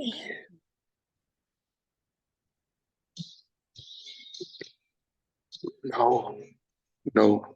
No, we are not, is what it said. Mm-hmm. And then I'm devastated. I tell my wife, and she's like, "What? I thought you said they said yeah." I was like, "Yeah, from the other email from IFBB, it said yeah." And then she's all like, she knew that I was that hit me hard, brother. Hit me really hard. Um, but now I've done beat the storm. I'm sleeping at random parks in San Diego with nowhere to go, no food, no water, no blanket, brother. Mm-hmm. To reading this email saying I've been denied. I did. What do you mean I've been denied, man? I earned it. I'm looking at Andrew. I've been following Andrew Jack like hell. He's all in Dubai. I'm like, and I wait like 2 or 3 days. I email him again. He never knew it was me personally. And I said, I tried it one more time. No, we are not doing that. I said, is there a reason why? We're just not doing it anymore.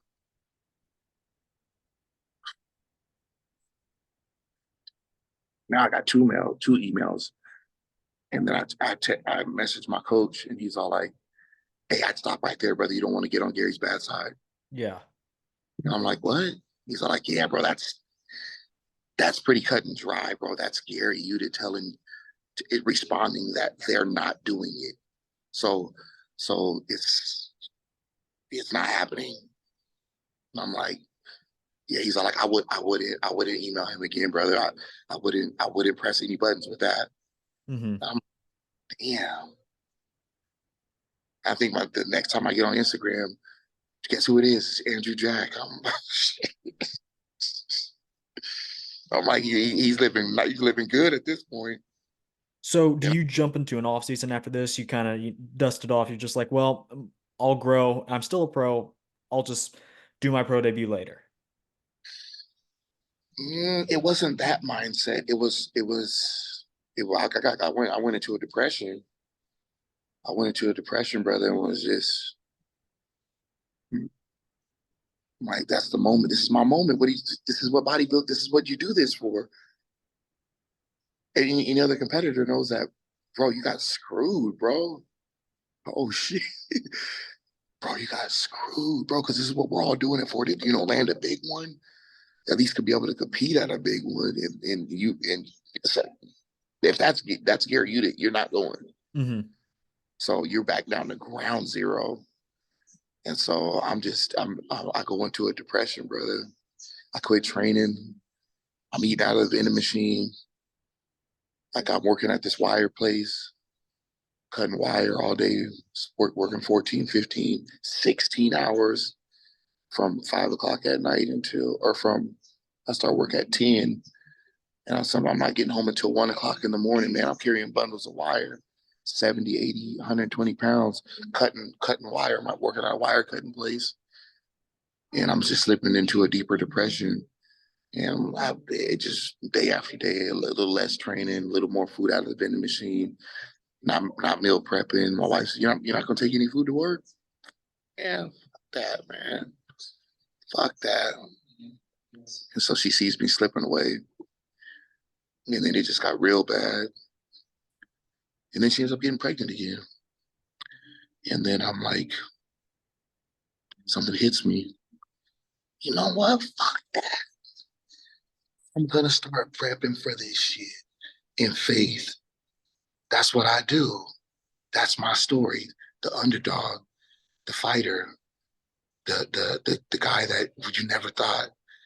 And she's all like, "So you're gonna prep for it?"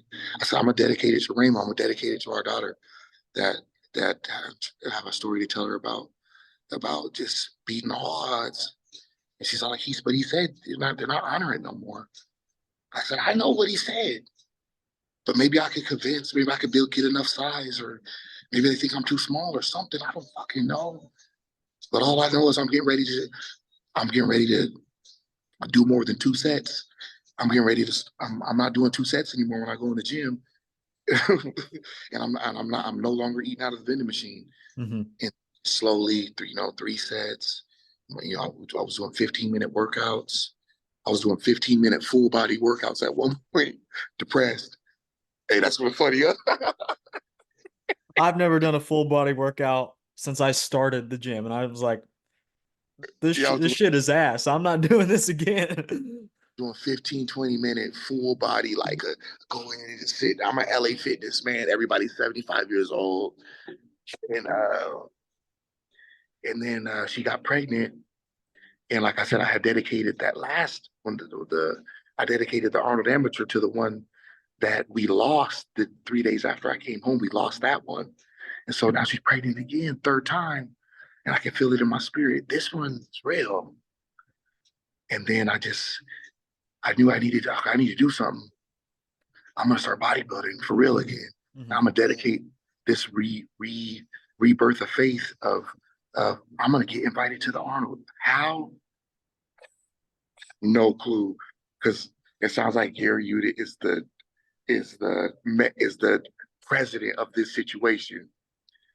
And my wife's like, okay, well, yeah, whatever's gonna get you to get off that couch and quit moping around. Because I can't even relate to you. It's been hard for me to I don't even know how to talk to you anymore about life because you're a symbol of strength and you just been really weak lately and it's been hurting me. So if you're gonna do that in faith, I'm behind you. But I could tell she's still looking at me like, man, they said you're not going. What are you doing? And I'm like, but she's gotten to know me now that I can't wait to see this. And so yeah, about now I'm back heavy. I'm back like I'm up. I'm it's about 4 months after that moment. And I'm all cut now because uh I'm so so yeah, brother. Now I'm back hitting it heavy, subs heavy. Um and at this point I'm telling my coach, like, man, come on, man, let's do something. Let's get them to let's do something. Let's do something that cause a wave. And I couldn't get him to bite on it. I think he's just so much more of a businessman. He's still sprung at the screenshot that I sent him from Gary, like, bro, you're not going. Yeah. And so then I realized I can't. He's not. I can't. This is my faith to keep, and I just keep hitting him, and I just go heavy on bulking up, tagging them, and bulking up. I mean, my body fat's so high at this point, but I put on about 12 pounds since the Arnold Amateur now. So everyone in town is looking like, oh, bro, you're going into the pros, but what are you going to win? Because you're not doing the you didn't get you're not doing the invite. But dang, bro, you got fucking buff. Fuck. Hmm. So they see that. What's up with your life in this damn bodybuilding? Because man, you look heck, bro. You look, and that's where I'm at now. Is like I'm upper 212. I'm like at the top of the food chain. I'm 5'6". When I decided to pull out, I was five. I'm 5'6". The day I pulled out, I'm 5'6", 213 ish. Not in pro shape by any means when it comes to the lower body from the back. Hmm. That's where I was really seeing that. Oh, okay, I'm off. I'm off compared to. I'm looking at the quality of the competitors, and then I really start to notice that. Oh shit, I'm not ready. I'm not conditioned like that. Shit. Um, but I give myself forgiveness because I've come to realize that the situation that I was in from getting from from from getting that email from Gary. I read that email and got me a burger and fries, man. I didn't. I'm like, I started eating, man. I started bulking up, amateur style. Like, man, what I got to lose? I mean, I don't have a contest anymore. Hmm. So I don't care about no lines or no, I got water. Man, I don't care about nothing except for just, I guess, holding down a job. And at one point I gave up, brother. At one point I told my mom, I'm out, man, I don't even have any money to bodybuild. I'm making $18 an hour working 14 to 17 hours a day. I don't even have enough time to train. Can't afford a coach, can't afford the subs. I quit. She's like, what, you quit? Do you hear yourself right now? Wait, hold on. I'm trying to figure out who I'm looking at and talking to. You telling me you quit? You remember on our date when you were telling me about you going to win Mr. Olympia? Now you're telling me that you're done bodybuilding? And I'm like, shit, I still kind of messed up on that one. She's like, I'm gonna be honest with you. that makes me wonder how much I can trust you, because I believed in you winning Mr. Olympia, and you're telling me that so you're no longer bodybuilding anymore. It's not, you're not taking a break. You quit. And so then I'm kind of like, oh shit. I could tell that when she said having trust issues, I'm like, shit, wait a minute. And I just stayed quiet, because I think what she was saying is, I don't believe you, but the way you're acting still, I don't, man, where's the relationship? What are we doing with our marriage then?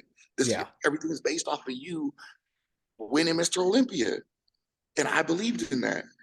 We cashed out. We went dead broke chasing this thing. Mm-hmm. So now you're telling me that you're 100% done bodybuilding. I said, yeah, I'm done. I'm done. I'm like, come on, man. I got screwed, man. What is this? And she's all like, all right. And then kind of her just walking away was just like, I was just at the bottom, brother. Mm-hmm. And so how do I see myself on that poster? Um, Yeah. so now I've moved on from cutting wire to getting my faith back. My wife's pregnant. I'm dedicating my appearance at the Arnold to my to the daughter that I'm getting ready to have any moment now. Mm-hmm. And so I'm in this blind faith moment once again. But it's been like that for me. And now I've got my commercial license back reinstated. Mm-hmm. Got to get some real money going. Got a baby coming. I'm back bodybuilding hardcore. Nobody could tell me I'm not going to be Mr. O. I got back to that point, and then I could actually see it now. I could see that I had a lot of fluff and flubber, but I got 12 pounds of new muscle since the Arnold Amateur. Mm-hmm. And I can finally see, oh shit, yeah, I do look like Mr. O a little bit. Now that because I'm humbly seeing that, also that's that look. This isn't about me having a nice shape and the symmetry. I can see that. And then I can't go into a store without 85% of everybody in there going, so I used to joke about that when I very first started, that once people start staring at you and when the cars pass by, you see all the family go, oh, I started to get there. Mm-hmm. And even though my body fat was high, but I knew that I'm on the way. I'm gonna keep tagging this Arnold page and keep posting pictures on my story, keep posting on my feed and tag the Arnold page. Mm-hmm. Some way, somehow, somebody's gonna see me. I'm not gonna talk any trash, because some people are trying to get me, man, write the federation. Fuck this, that, and the other. Tell Arnold, man, fuck Arnold, man. You're not getting the invite. And I'm like, I'm not cut from a cloth to go about it that way. They they they decided they weren't doing it anymore. It just landed on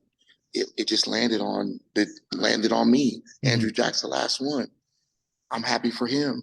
I gotta go do I gotta figure out how to get going. I still got my card. I'm still in the pros. And now I got some pro size. Mm-hmm. So I'm gonna get you can shut me out, but you can't keep me out. Mm-hmm. And so I'm not mad at nobody. I, and I believe that's what got me that far. Maybe somebody in the Arnold Federation, because I remember at one point I posted a back double bicep in my kitchen, and I wrote something about hoping and faith. Maybe I'll get it. Maybe I'll get the invite some way somehow. And then I seen on my story their little icon, and they hearted it. I'm like, oh shit, babe, look at this. I couldn't get them to. I've been tagging them for months on my story, Yeah. and I couldn't. I go down my profile. Fuck, they haven't even. They didn't look at it. And then finally, it was one back double bicep in the kitchen. I knew that was this. I knew that was going to be my best shot to get anybody in the business to take me serious, even though my body fat was high. Mm-hmm. Because I knew that I had gained enough muscle since the amateur to where my back double, you see somebody back there. You see Flex Wheeler, you see a baby Ronnie Coleman, you see Dexter Jackson, because I see them when I do it. So I knew humbly that I got something that I don't have to sell you on anything. You can look at my back double bicep poses now and see that, yeah, he's just not conditioned, but he's definitely about to do something in the pro bodybuilding world. Mm-hmm. And I finally seen I seen a like on my story, Arnold Sports. Okay. Well, I started meal prepping real hard then. I started grinding like tough. I showed my wife, she's all like, okay.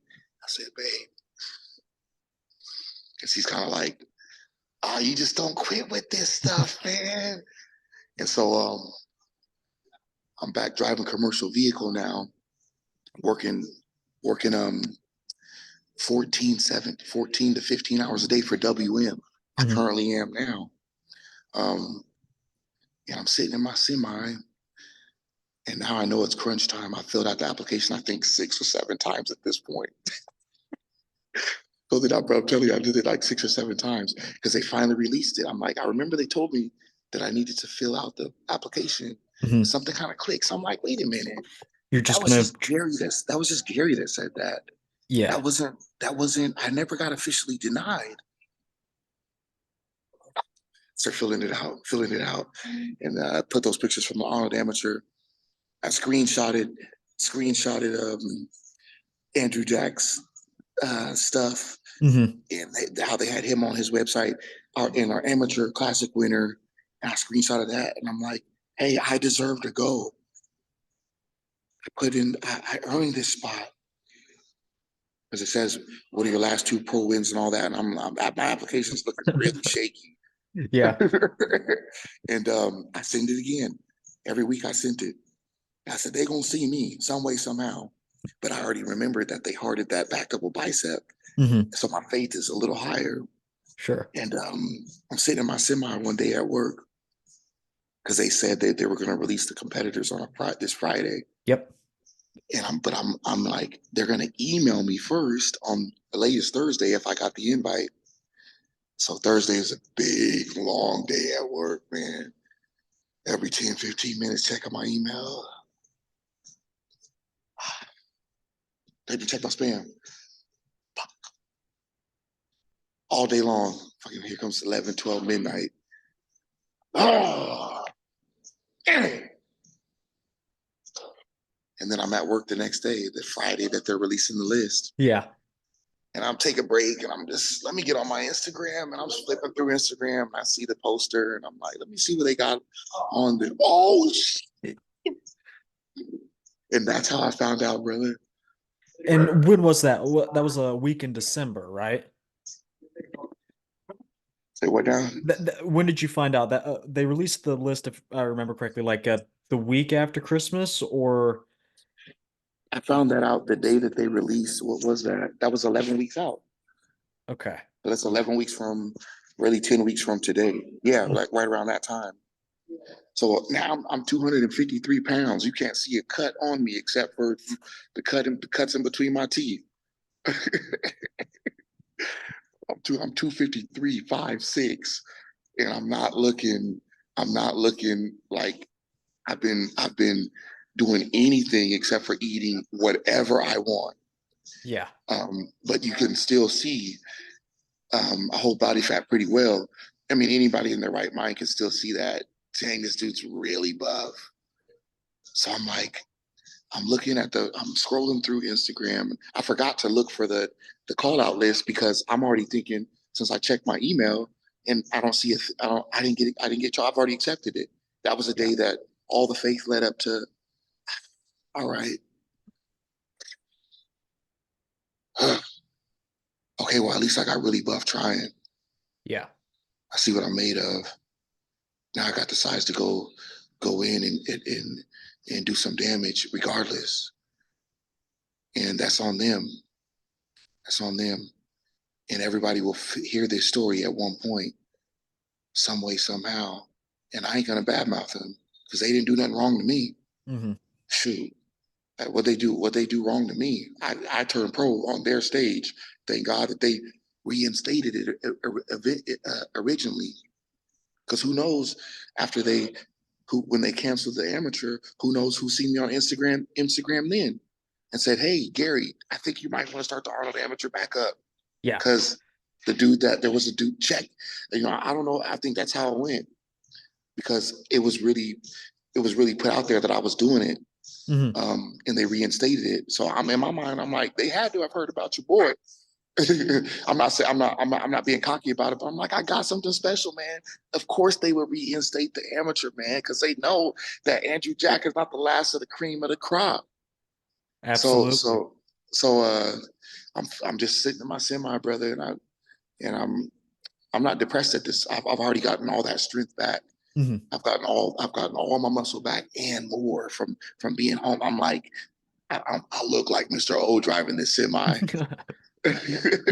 And I'm flipping through, and yeah, I see the poster, and I see Hottie, and then I look up in the top corner, and Remeco. I call my coach. Coach, Hmm. I was going crazy, and he's all like, what? And I was like, we got the invite. Fuck out of here. I'm like, we got the invite. And he's getting choked up, like, bro, what the fuck are you talking about? We didn't. I'm looking at the fucking poster right now. I said, Hmm. I just sent you the screenshot. He's like, hold on. Silence, silence. Oh shit. And so then it turned into shit, hey, you can't eat nothing for the rest of the day. I started prepping right then. And I'm still working now. I'm working 12, 15, 16 hours. And he already wants me to start doing 2 hours of cardio. And so then I realized, oh shit, how the fuck am I even gonna do this? Hmm. So for the first month, brother, I'm working. I gotta be up. My alarm clock's going off at 3. Hmm. I've already contacted them and said, yes, I'll do the show. They send me all the information. I signed the contract, but I'm working 14, 15 hours a day, delivering dumpsters and picking up these. I do roll off, picking up the big dumpsters behind Walmart, and Fry's and Sam's Club and all that. I'm doing real commercial truck driving, getting ready to do the Arnold. So I'm getting off of work at like 6 at night, 7. I start at 4:45 in the morning. Got to be up by 3. And my coach is already telling me hour cardio in the morning, hour cardio at night. So I'm like, shit, how the fuck am I gonna get there? How the hell am I gonna get conditioned? I just realized this. And then I gotta eat my meals in the truck. Oh shit. But if anybody could do it, it's me. So I'm doing that for about 3 weeks, a month. And then I end up falling asleep at the wheel, brother. I fell asleep at the wheel and almost flipped my truck because I'm getting off of work at 6, 7 at night. Then Yeah. trying to go do like a good hour and a half of workout, then do as much cardio as I can, get home, kiss my wife, try to meal prep. And then I got to wake up at 3 a.m. and try to do all this over again. Did that for almost a month, caught up with me, fell asleep at the wheel, almost flipped my truck. Luckily, I didn't damage anything on the truck. The truck, I ended up teetered. I drove up on the scale, fell asleep, and then I almost flipped my truck, and then it finally rolled back over. Boom! I wake up. Wow. Oh shit! It's all on camera, so they called me in the office. Hey, we gotta let you go, brother. But we decided we're gonna keep you and put you through the sleep apnea program. So what this means is you still have your job. You can't work for us until the doctors clear you. Okay. Now I'm like, oh, I can prep. Uh-huh. So then I'm like, okay, I got a couple grand saved up. I'm looking at my boss like, man, can you hurry up so I can go home? Because now I'm like, hell yes, I'm about to nail this freaking show. Um, and so now I'm training. I'm able to do my cardio. I'm able to pose a little bit. I'm able to actually meal prep. But I didn't realize how far behind I really was. And but I'm not, I'm just a man. If anybody could do certain stuff in this sport, I know it's me. Hmm. I'm the guy to beat all odds. So I'm not worried about I'm behind. I'm not worried about none of that. So I'm doing 2 hours of cardio, hour in the morning, hour at night now. It got up to the point where I was doing I did 3 hours a few days, hour and a half sessions at a time, brother.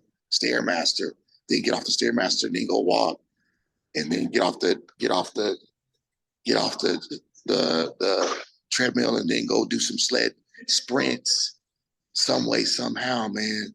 Yeah. I'm gonna get this, I'm gonna get this fat off me, man.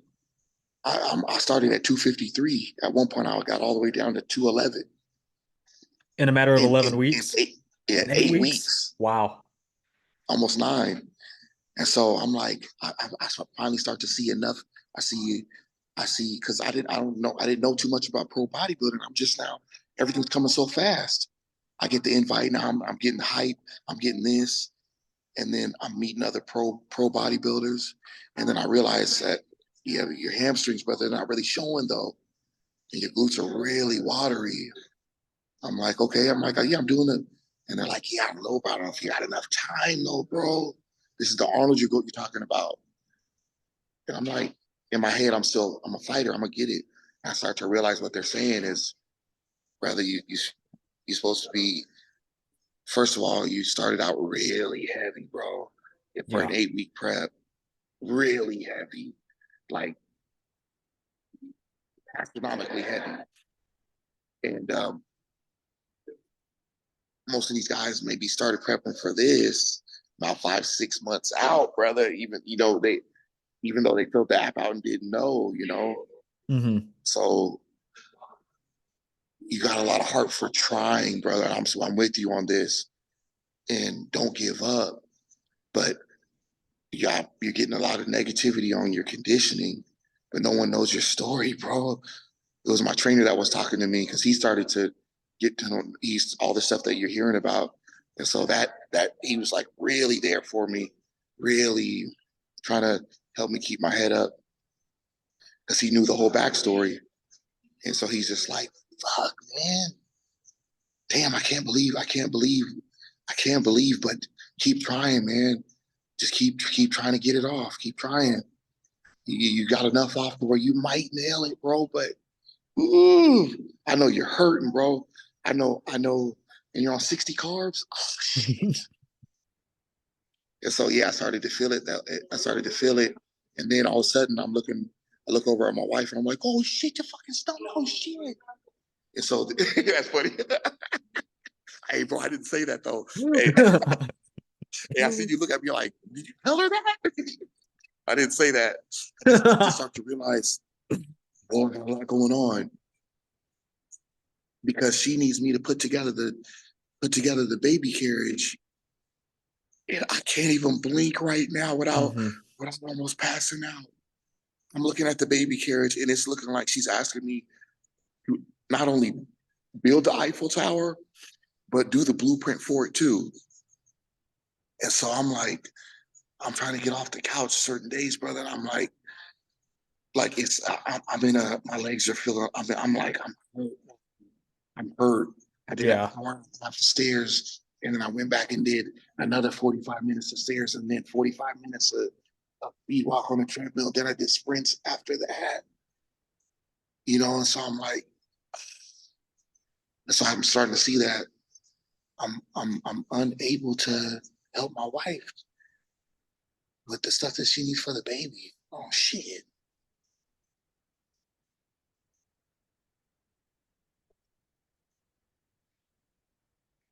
All these tasks aren't getting done, man. Yeah. She's asking where the remote is. We're both sitting on the couch. We find out where it is. We're both looking at each other like shit. She's looking at me laughing. I'm looking at her laughing because she knows what I'm going through. Yeah. That oh shit, the remote's over there. You know what I mean? I'm like, I got a German Shepherd, but he ain't that damn smart. Yeah. Yeah. You don't want to get up. You don't want to move. Yeah. Brother, I got to the point where I was absolutely. Yeah. And when I say I'm cut from that the toughest cloth that you can be cut from, and I'm smoked, but I'm still doing the show. There's no, I have zero thoughts about not doing the show. I've accepted. I'm reading the comments. I'm like, man, they don't know me. They think they know me, or they want to know me, or those comments are, my coach is like, hey brother, especially after the RX post, don't read those comments. Right. Coach, I'm thinking to my coach, I'm like, oh, you don't even know me. The comments, there's nothing that anybody, are you serious? Dave from RX Muscle just actually posted me on his feed. You think I'm Yeah. worried about what Yeah, they're yeah. nobodies. You're posted on RX Muscle. Who Yeah. cares what they say? I'm like, hello, you hear me? Yeah. Your volume's low, a little lower. It was loud when we first started, but Give me 1 second. hello, hello. Is that a bit better? Let me try something. Can you hear me now? I can hear you, but it's like it's faint. Let me put these let me throw these AirPods on and see if it'll hear you a little better. I'll just keep the AirPods in. Hello. Yeah, I can hear you. Is that does that help? Do I need to still turn Oh it up? yeah. So yeah, brother. So then it starts to get the reality of the physical state that I'm in. I'm fighting for short term disability. I'm running out of money. I'm running out of strength, and I realize that I'm running out of a real strength because my trainer's like, "Bro, you doing 2-3 hours of cardio?" He's all like, "Oh shit, these guys are doing maybe 25, 35 minutes max." Yeah. And I'm like, "What?" He's all like, "Yeah, man, this thing." He's like, 2 hours still? And I'm like, "Yeah." Then I started doing three. Just I just I mean, I know it's funny. It's like, oh, you doing three now? But I'm Forrest Gump. I'm Forrest Gump in this thing, man. Hmm. And um, and then I start to see I start to see. I'm like, oh shit, there they are. I'm like, man, I got enough going on. Fucking Dave, okay. I'm in realization that, man, Dave Palumbo is a very hard nut to crack. Hmm. Man, you could already be an established guy, man. He will eat you and Yeah. never put you on it, and never put you on his damn. I mean, to get a repost on his story is like tough. Hmm. And so I started to. There's a point to where my conditioning, I believe, it was either my conditioning or my heart started to show something. I think something happened to where the truth of who I am was showing itself, but the story, I think people started to see, these big Instagram um, channels, your channel, Sulos, Bodybuilding My Borders, Bodybuilders, online, RX Muscle, and then at one point I got a repost from Flex Magazine, um, and Fernando Arroyo, Hmm. AJ, but and then the Arnold Federation themselves, they started reposting me on their story, and I'm noticing that, okay, so they're seeing I know who I am, I know I got a story, but I start to realize, oh, it must be showing now. Something must be catching channels like yourself that, wait a minute, hold on, I get that this guy's not supposed to really place, but he won't. He might catch somebody slipping, man. Because That's I'm true. hearing I'm hearing certain channels start to post. First of all, just the fact that they're talking about me now. Hmm. When I first was when the channels first started post talking about the Arnold, some of the channels would be like, and then that's who's Remeco Bose. I don't know him. And so and next I'm like, damn. And then some channels wouldn't even acknowledge me on the poster. Like they would just talk about all the other competitors. They wouldn't say nothing about me. And I'm like, that's not gonna stop me from. I get that they must not know me. I'm not even taking it personal Hmm. because I'm in realization that, oh, I see what they're talking about. They're talking about these guys' last contests and they're talking about these guys' resumes. I don't have one. Yeah, Andrew Jack he had already won 2 pro shows before he did his debut at the Arnold, even though a year from there he was in my position. exactly. Yeah. So and he's got Flex Wheeler, Larry Wills is his buddy. So his following is I start to realize that, oh, okay, so I guess they'll find out about me when I get there. I'm Hmm. cool with that. I'm just elated from everything that I've been through that man, I made it, bro. I because when I told my wife that I was originally gonna start prepping to do it, I said, man, if I get last place, I'm gonna be stoked. I just I earned that. I won the amateur. And so she's all like, okay, I get what you're saying. I'm like, yeah, I gotta, man, if I get the invite, I made it. And so yeah, it got all the way down to the wire, brother. I'm barely able to make rent. I wasn't able to make rent. Hmm. And so maybe 2 weeks ago, I'm getting ready to, I couldn't believe it. I'm like, I got to get a job. The short-term disability claim is taking too long. We're running out of money. You're about to pop. I got a real situations on my hands. Try to finish this show or get a job, but you're going on leave. And we just don't have the money to make it to even rent. Or I'd have to place top six. I gotta place top six and and tell the apartments that I got a check that I'm coming with, or try to cash my check as soon as I get off the stage and pay the late fee. That's what I got real stuff going on Hmm. correlated to that statement that I made with, yeah, brother, let's talk about it because you're never gonna believe this. All right, let's hear it. so so so the end of it is I faced every emotion, brother. I faced it all. Hmm. To the repost from RX is when I knew that, man, if I don't I mean, I got a follow from Derek Lungford's following me now. I got, you know, I'm like, hold on, I had to look at my Instagram. Derek Lungford started following you. Okay, hold on, let me try this again. Derek Lungford started. I mean, Arnold Sports Page and follow me. Hmm. Every big.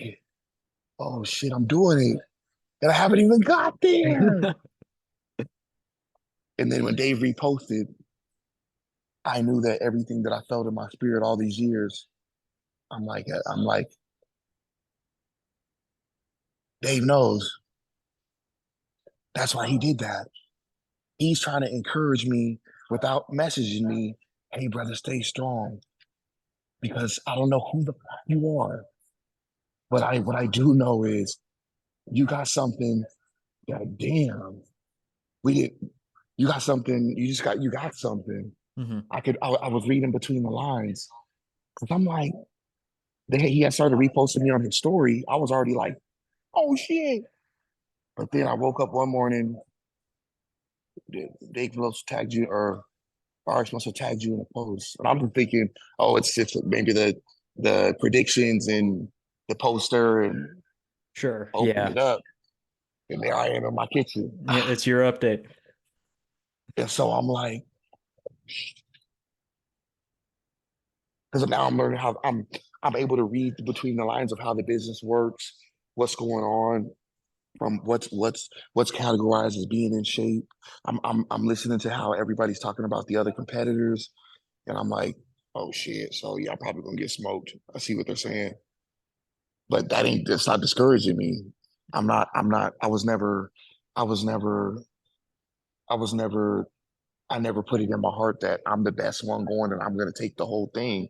I'm Hmm. realizing that it's like, man, first of all, no one even knows my story. So I think people, if you hear my story after this and you see that I placed 11th, if my story doesn't win you over and that I actually even showed up, I'm not even gonna worry about.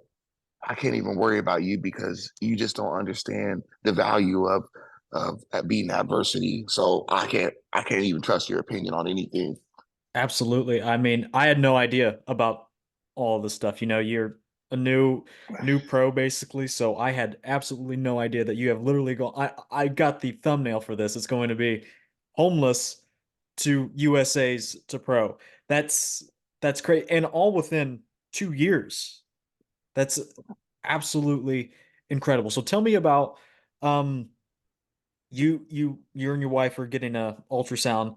Um, did you know going into there that you may have to drop out, like she may be expecting sooner, or was it just like a decision you made afterwards? Yeah, thanks for making sure we clear that up. So this whole accepting the invitation to fill out the form and all this is all based on the original due date of March 8th. Hmm. So I'm a new dad. I had no clue about early birth. What are you talking about? Early birth dilation. I'm like, I never, it never crossed my mind that that of the situation that I'm in now. Hmm. I thought I was gonna go do what I had to do, and then 3 or 4 days after the show, I'll be at the hospital. Hmm. So so I've been in a different state of mind with that, even though she's struggling getting up, her feet are swelling. It's just I'm just buzzing off of, yeah, but daddy will be back with hopefully sixth place. And I'm buzzing off of that. So and that was the strength of the heart in that I had Hmm. of the story that I'm like, man, nobody. And I'm like, my coaches, the comments, this, and I'm like, he's starting to piss me off almost. I'm like, I guess you don't even understand the Yeah. comments. I'm like, there's nothing that anyone could say when I say there's absolutely nothing that anyone could ever say in a comment to to get me to put my head down and not show up or whatever they're trying to accomplish in the comments, it's not gonna work. I guarantee you it's not gonna work. Um, but it's still kind of it's cool to read. Like shit, I guess I'm on the scene. I Yeah. guess because I knew that I'm like Dave's sticking his neck out pretty far to put a nobody on his page. And so I'm like, man, that just reassured everything from sitting on my mom's couch looking at pictures of Arnold to man, I just got reposted by Dave, which I know for a fact is a big deal without ever gracing a pro stage Hmm. and having and I do not have open pro bodybuilding size. And he doesn't feature 212 anything on his page. Hmm. So so I'm just man, I'm just the cardio started getting real easier after that. It's like, yeah, I have to go back and do another hour and a half. and then I'm gonna try to it was just I was starting to I was just going insane on just man, I'll do whatever it takes now. Let's do no carb. Let's go keto. Let's go all the way to man. I show up looking like at this point whatever man because I think I showed enough to where these other companies or tag people um are they must see whatever they see something that's Hmm. worth reposting. So the people that are commenting, they're not going to the Arnold and they don't have a page to even not post me on. So I'm not even gonna trip. Who is it? I'm starting to read. I'm like, who's this dude? He's living in the backwoods of Brazil. I'm like, okay. I mean, so then I'm just like totally locked in with completing this and having a story to tell my daughter. Um, that way I have a real story that whatever she goes through, maybe she develops athleticism and or she wants to learn how to play the piano, whatever it is, Hmm. me and my wife or my wife can tell her maybe I passed away or something, but I did enough to where my daughter's like, okay, so I'm cut from his cloth. So that's the stairs got even they got a little easier. It got a little easier. Hmm. Diet got, the comments. yeah, I want to be able to talk to her about if you ever get a big post, spotlight comes with a comes with an axe though too. Yeah, it's part of it. I didn't realize that when you got something special, you're gonna have to be strong. Hmm. And so I started to see that, oh, I'm definitely gonna stake this thing out for my daughter to have a a motivational story that is actually so raw and authentic that she's already I'm already gonna have total trust from her, but she's gonna be captivated in just in a way that she's just always gonna know that, oh, so I can face it all then, Dad. I could because you did. But now she's actually gonna see that also then you dropped out because of me. Hmm. But I believe that she's gonna at some point she's still gonna when I still become Mr. O and when I still win the Arnold at some point she's gonna know that also sometimes you still have to sacrifice and do things that everybody else may say is the wrong thing to do. In the glitter, everything that glitters ain't gold. Hmm. Even though you work so hard, even though it's your dream, yeah, your dream can have multiple doors. You got to make sure you walk through the right one Yep.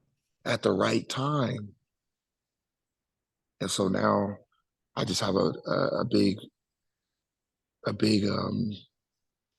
man. I grew up and matured and manned up all in a decision. And so now I'm just man, nobody can stop me on what I'm about to do now. Yeah. And that might lead to you. So yeah, so what are you gonna do? Um, or I'll let you go. Go ahead. Sure. Okay. So I've noticed. I just want to chime in here.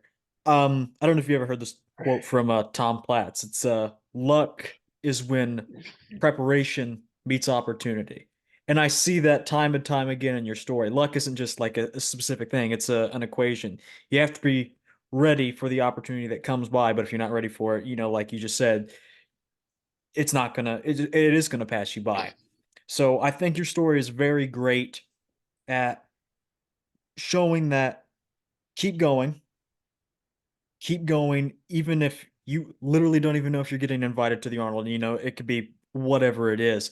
But things do work out. And I'm just so amazed that so many things have lined up for you. And I really do think that is part of the with preparation meets opportunity. That is luck. Some people on the outside looking in may say that's lucky, but I don't think maybe you'd attribute some of it to luck, but that's hard work and that's being ready at the right times.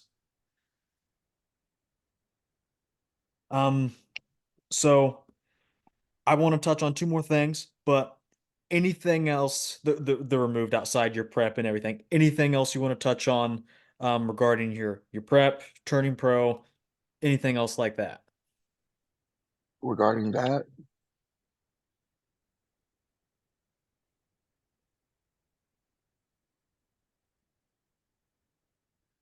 um, I had to, I had to, I had to remember, um, I had to hang on to that I was built for this, Yeah. and what I mean that I was built for everything that this came with. Um, and that correlates to I had to hang on to my motto, or what I live by as a champion is someone that has beat everything that was designed to beat them. And that's all my mindset was for this prep is beating everything that has been designed to beat me. And at the end of it, it was really my own mind. And I knew something I'm like, wait a minute, something's still not right though. I don't get it. I'm all in, but I'm not all in. But I am all in. But I'm not I'm going to do it. But I can't lose my place at the set. I can't lose my rent. I can't, I'm going, I'm just built to beat this thing that's trying to stop me Mm-hmm. from completing this portion of my life.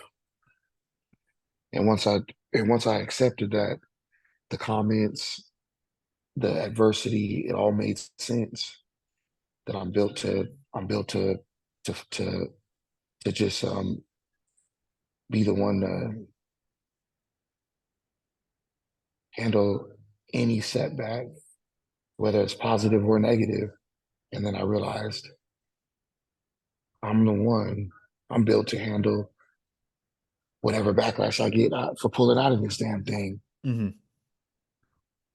And what happens after this? All I know is it ain't gonna be negative.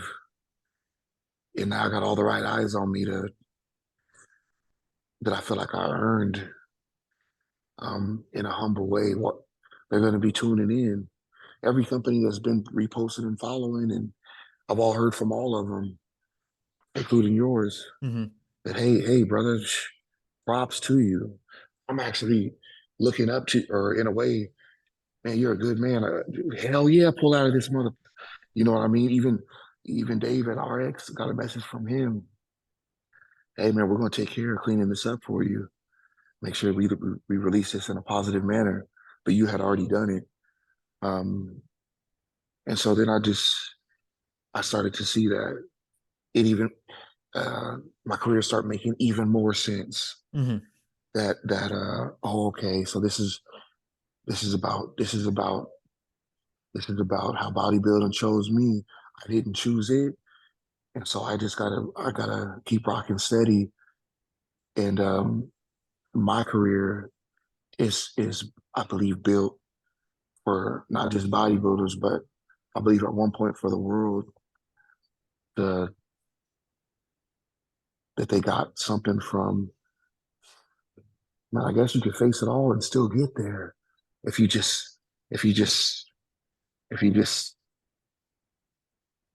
but not just believe, but you got to keep stepping forward Mm-hmm. when when nothing's working out. You got to keep stepping forward when nothing's working out. And then I believe what people take away from this at all is, damn, so you could finally get there. You could finally get there. You could get to your destiny and and have to and have to kind of like sit down and tell the NBA if you tell the NBA draft they just called your number and you're like, well, hold on, I'm going to turn down. I got to turn this down because something came up, and you know people getting in tune with yeah, family, you know, family and where your priorities at shows your character, and character's all you got. Yep. Character's all you got to either knock you down, keep you down, help you get up, help you move forward. Your character, you can't. You have character is going to dictate where you go and the condition of your heart. The condition of your heart and your character is going to dictate where you go, and you can't do anything about it. So you just got to work on. You got to work on your heart and work on work on what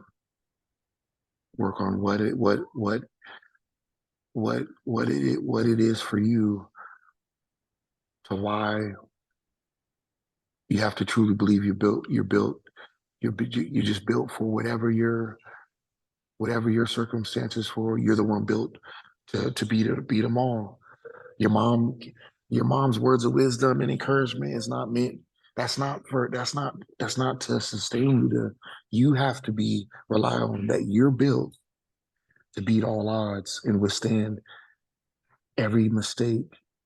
And then now that what I'm seeing is even withstand a choice to not execute maybe a wide open door of your destiny and dream coming true.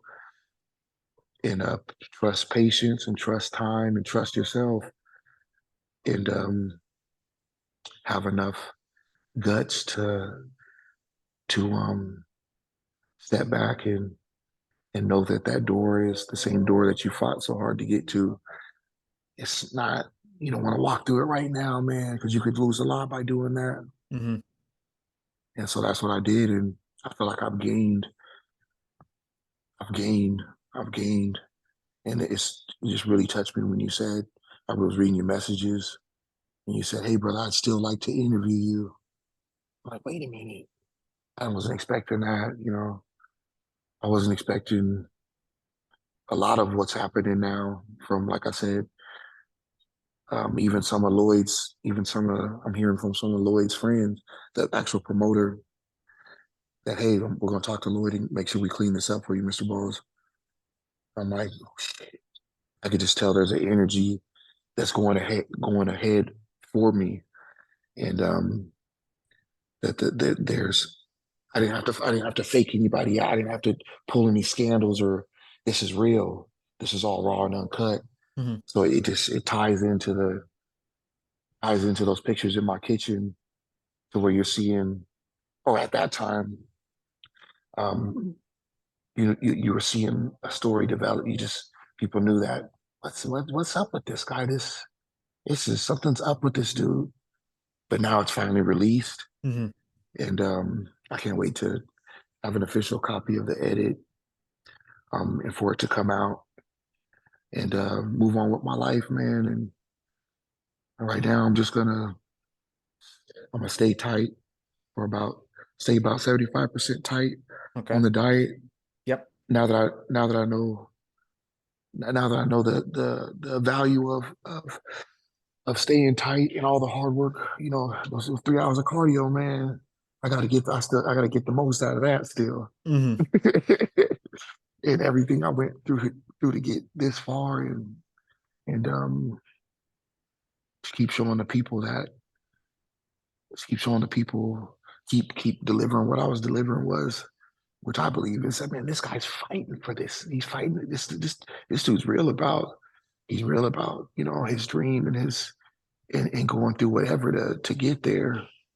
So, you know, the right people, mature people know that you might not see a post from him from who knows how long because I heard about why he dropped out, bro. So I'm not even expecting to see him online maybe for a couple weeks. Hmm. Or if you do see me, I don't know how that's gonna roll. Yeah. But what I do know is I'm gonna start packing on. Um, now that I got we now that I see what I'm working with, I got down far enough, Yeah. and I got down far enough to where okay, so I needed a lot more hamstrings and a lot more glutes Hmm. and my back thickness. Okay, so I was all right. I see what I need to work on, what I Hmm. need to maintain, where I need to go from here, and that's gonna take me, I believe about probably 16 to 24 months Gotcha. And to then after that time, are you going to open? I know you've talked about the 212. yeah. Nah, there's the way that things worked out, it's It's time for the open. yeah, it'll be time. It'll Yeah. be time Yeah. with the way that we're seeing how the way that I grow from being homeless to being almost at the top of 212, you know, I was getting substantial feedback that, hey, bro, you look like you are you can definitely compare you to a young Dexter Jackson, and you haven't even done your first show. So you're definitely going into the open class. But if you're planning on competing after the Arnold, Mhm. you know, we were planning on doing a New York Pro 212. Mhm. But now that I see how this whole fatherhood thing role plays out, or I see how my natural me is, man, I'm not cut from a cloth to even worry about competing or stepping on a stage. But I'm definitely gonna I'm definitely gonna stick to the script on putting on the size till when I do step back out, um, people are gonna everyone's gonna know like without me, I won't have to say I'm doing open by the time that comes up. Mhm. It's you know I'm eating good, I'm feeling good, and my daughter's walking, she's running, she's talking, and now I'm ready to do this thing. And I'm gonna feel if the Arnold is the show that's around the corner, I'm gonna fill out the app. Who knows? They may say, hey, yeah, Lloyd's. We talked to Lloyd, and he wants to give you a shot again. Yeah. Yeah. That would be dope. But if not, then it'll be most likely 16. I say maybe 18 to 24 months, Gotcha. And and then I'll be Arnold, 30. Yeah, I'm gonna fill out the Ar Arnold app again. if they're not the Arnold, are you? I know that's New so York. far away, you don't know the schedule, but like, is there a show that you want to go after? Texas Pro, New York Pro? It would be it would I got a good feeling that it would be Texas or New York.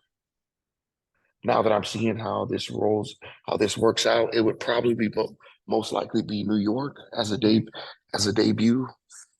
Whether things work out quicker than what I thought, and it's a 212 New York, but Mhm. I just I don't see wanting to put myself in that situation with my daughter being less than a year old again. Yeah. So I believe I packed on, I don't know how much muscle that was between homeless and now, and then I put on 12 clean pounds. Hmm. Um, so I'm honestly seeing that that I shouldn't. It should only take about 2 more years to to to definitely be able to stand with the top 10 in the world when it comes to size. And then the next hurdle would be just start my prep 5, 6 months out Hmm. from from from from after I gain that size, then just do it the real pro way, not 11 weeks, 2 hours of cardio a day. Notice I started at 12%, 10% body fat, 6 months out. And then, yes, everyone, I've decided to do the New York. I'm 30, 35, almost 36. And I'm at the perfect age to come out here and do this thing. Yeah, it's me, the guy that was going to do the arm. Yeah. So, um, I have one more thing to ask you, but that's uh Arnold predictions. Let's end with that. So Oh, that's sweet. we got I'll pull up the top 10. I wanna know where you are on this.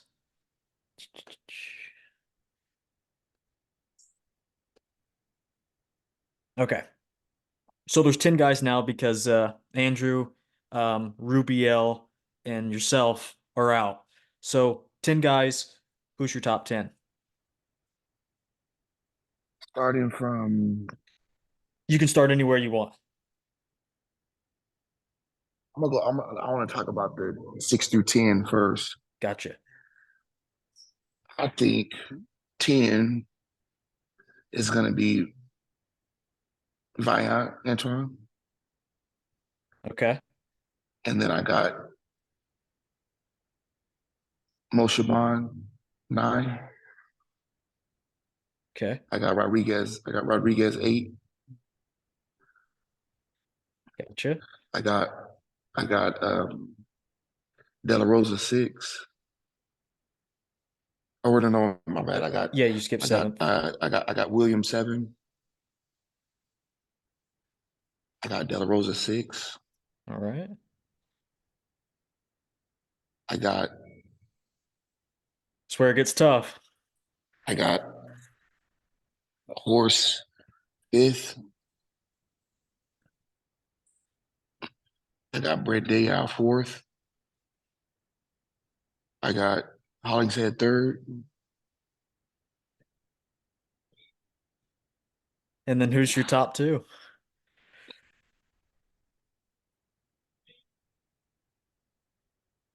I got Hottie 2nd. Gotcha. And I got uh, Samson beating Delilah at first. That's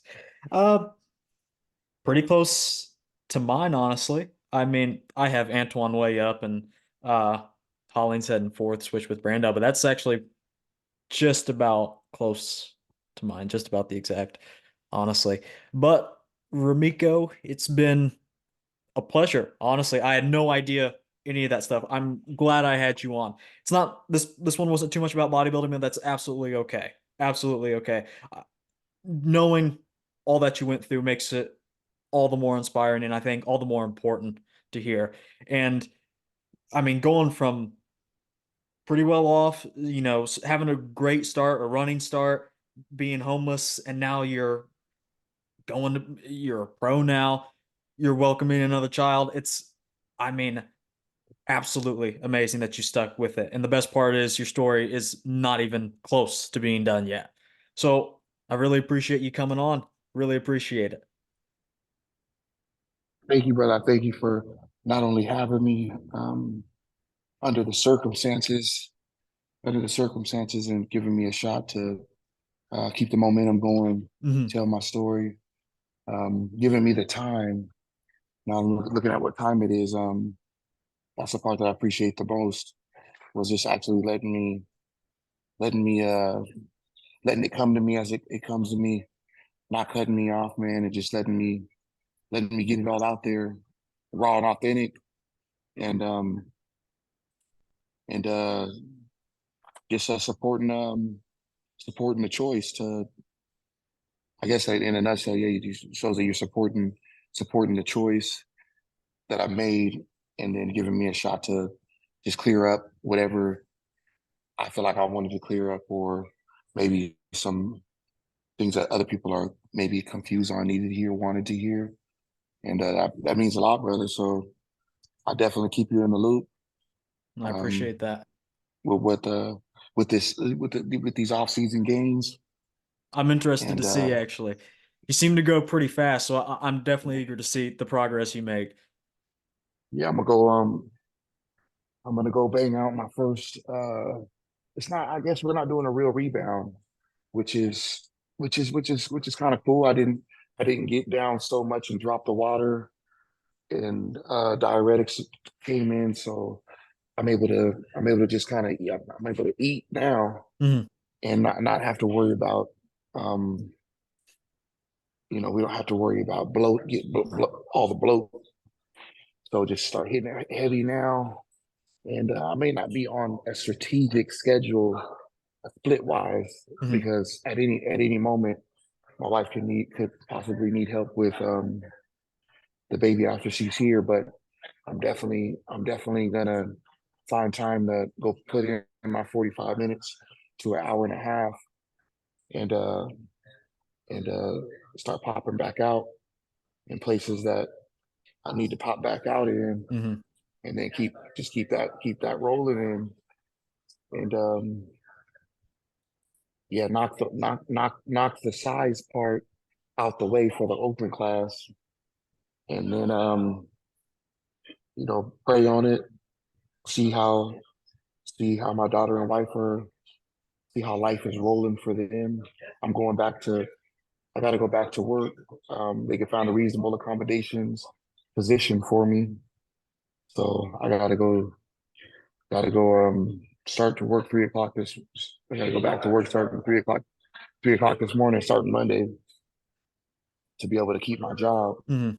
Um, After the short term disability stuff is, um, yeah, I got to go back to work to keep my job. I'm excited about that because I also have a child coming, and bodybuilding ain't cheap. So Yeah. got to go back to work. Got to get back to real life. But it'll never be the same because just looking at my baby girl, and now I got all the right people watching. Mhm. Hitting this iron. I've been hitting it in the dark for 10 years, or almost 11 years, and now I won't be. I could post a video of me hitting just bicep curls, and all the right people are going to see it. So I'm excited just to let everybody see that. Okay, he's still going. Cool. Absolutely. It's crazy. I mean, how far you've come. Not even me knowing half the story. I always thought I already thought it was crazy, but knowing that, it puts things really into perspective. So I want to say congratulations to you and your wife. And that's basically it. I hope you come back for another episode. I'll definitely have you on uh again. Um, and that's it. Anything else? Final word. You can have a final word. Nah, brother, I think you're doing great. I think you got it. I think you got this natural what it takes naturally for your channel and like that guru type vibe. I think you're gonna do well. I actually know it because this the way you went about things through this interview or podcast or I don't know exactly what you would call it. Hmm. I've been watching these for years and I'm excited to see your channel grow. And if there's anything I can do here in the future to help keep the credibility rolling down, help keep the credibility of working with pro competitors, let me know, brother, and I'll do what I can. Alrighty. I appreciate that. Remeco, we'll have you on pretty soon. Appreciate you coming on. You have a good one, my All right, friend. thank you, David. All right, brother.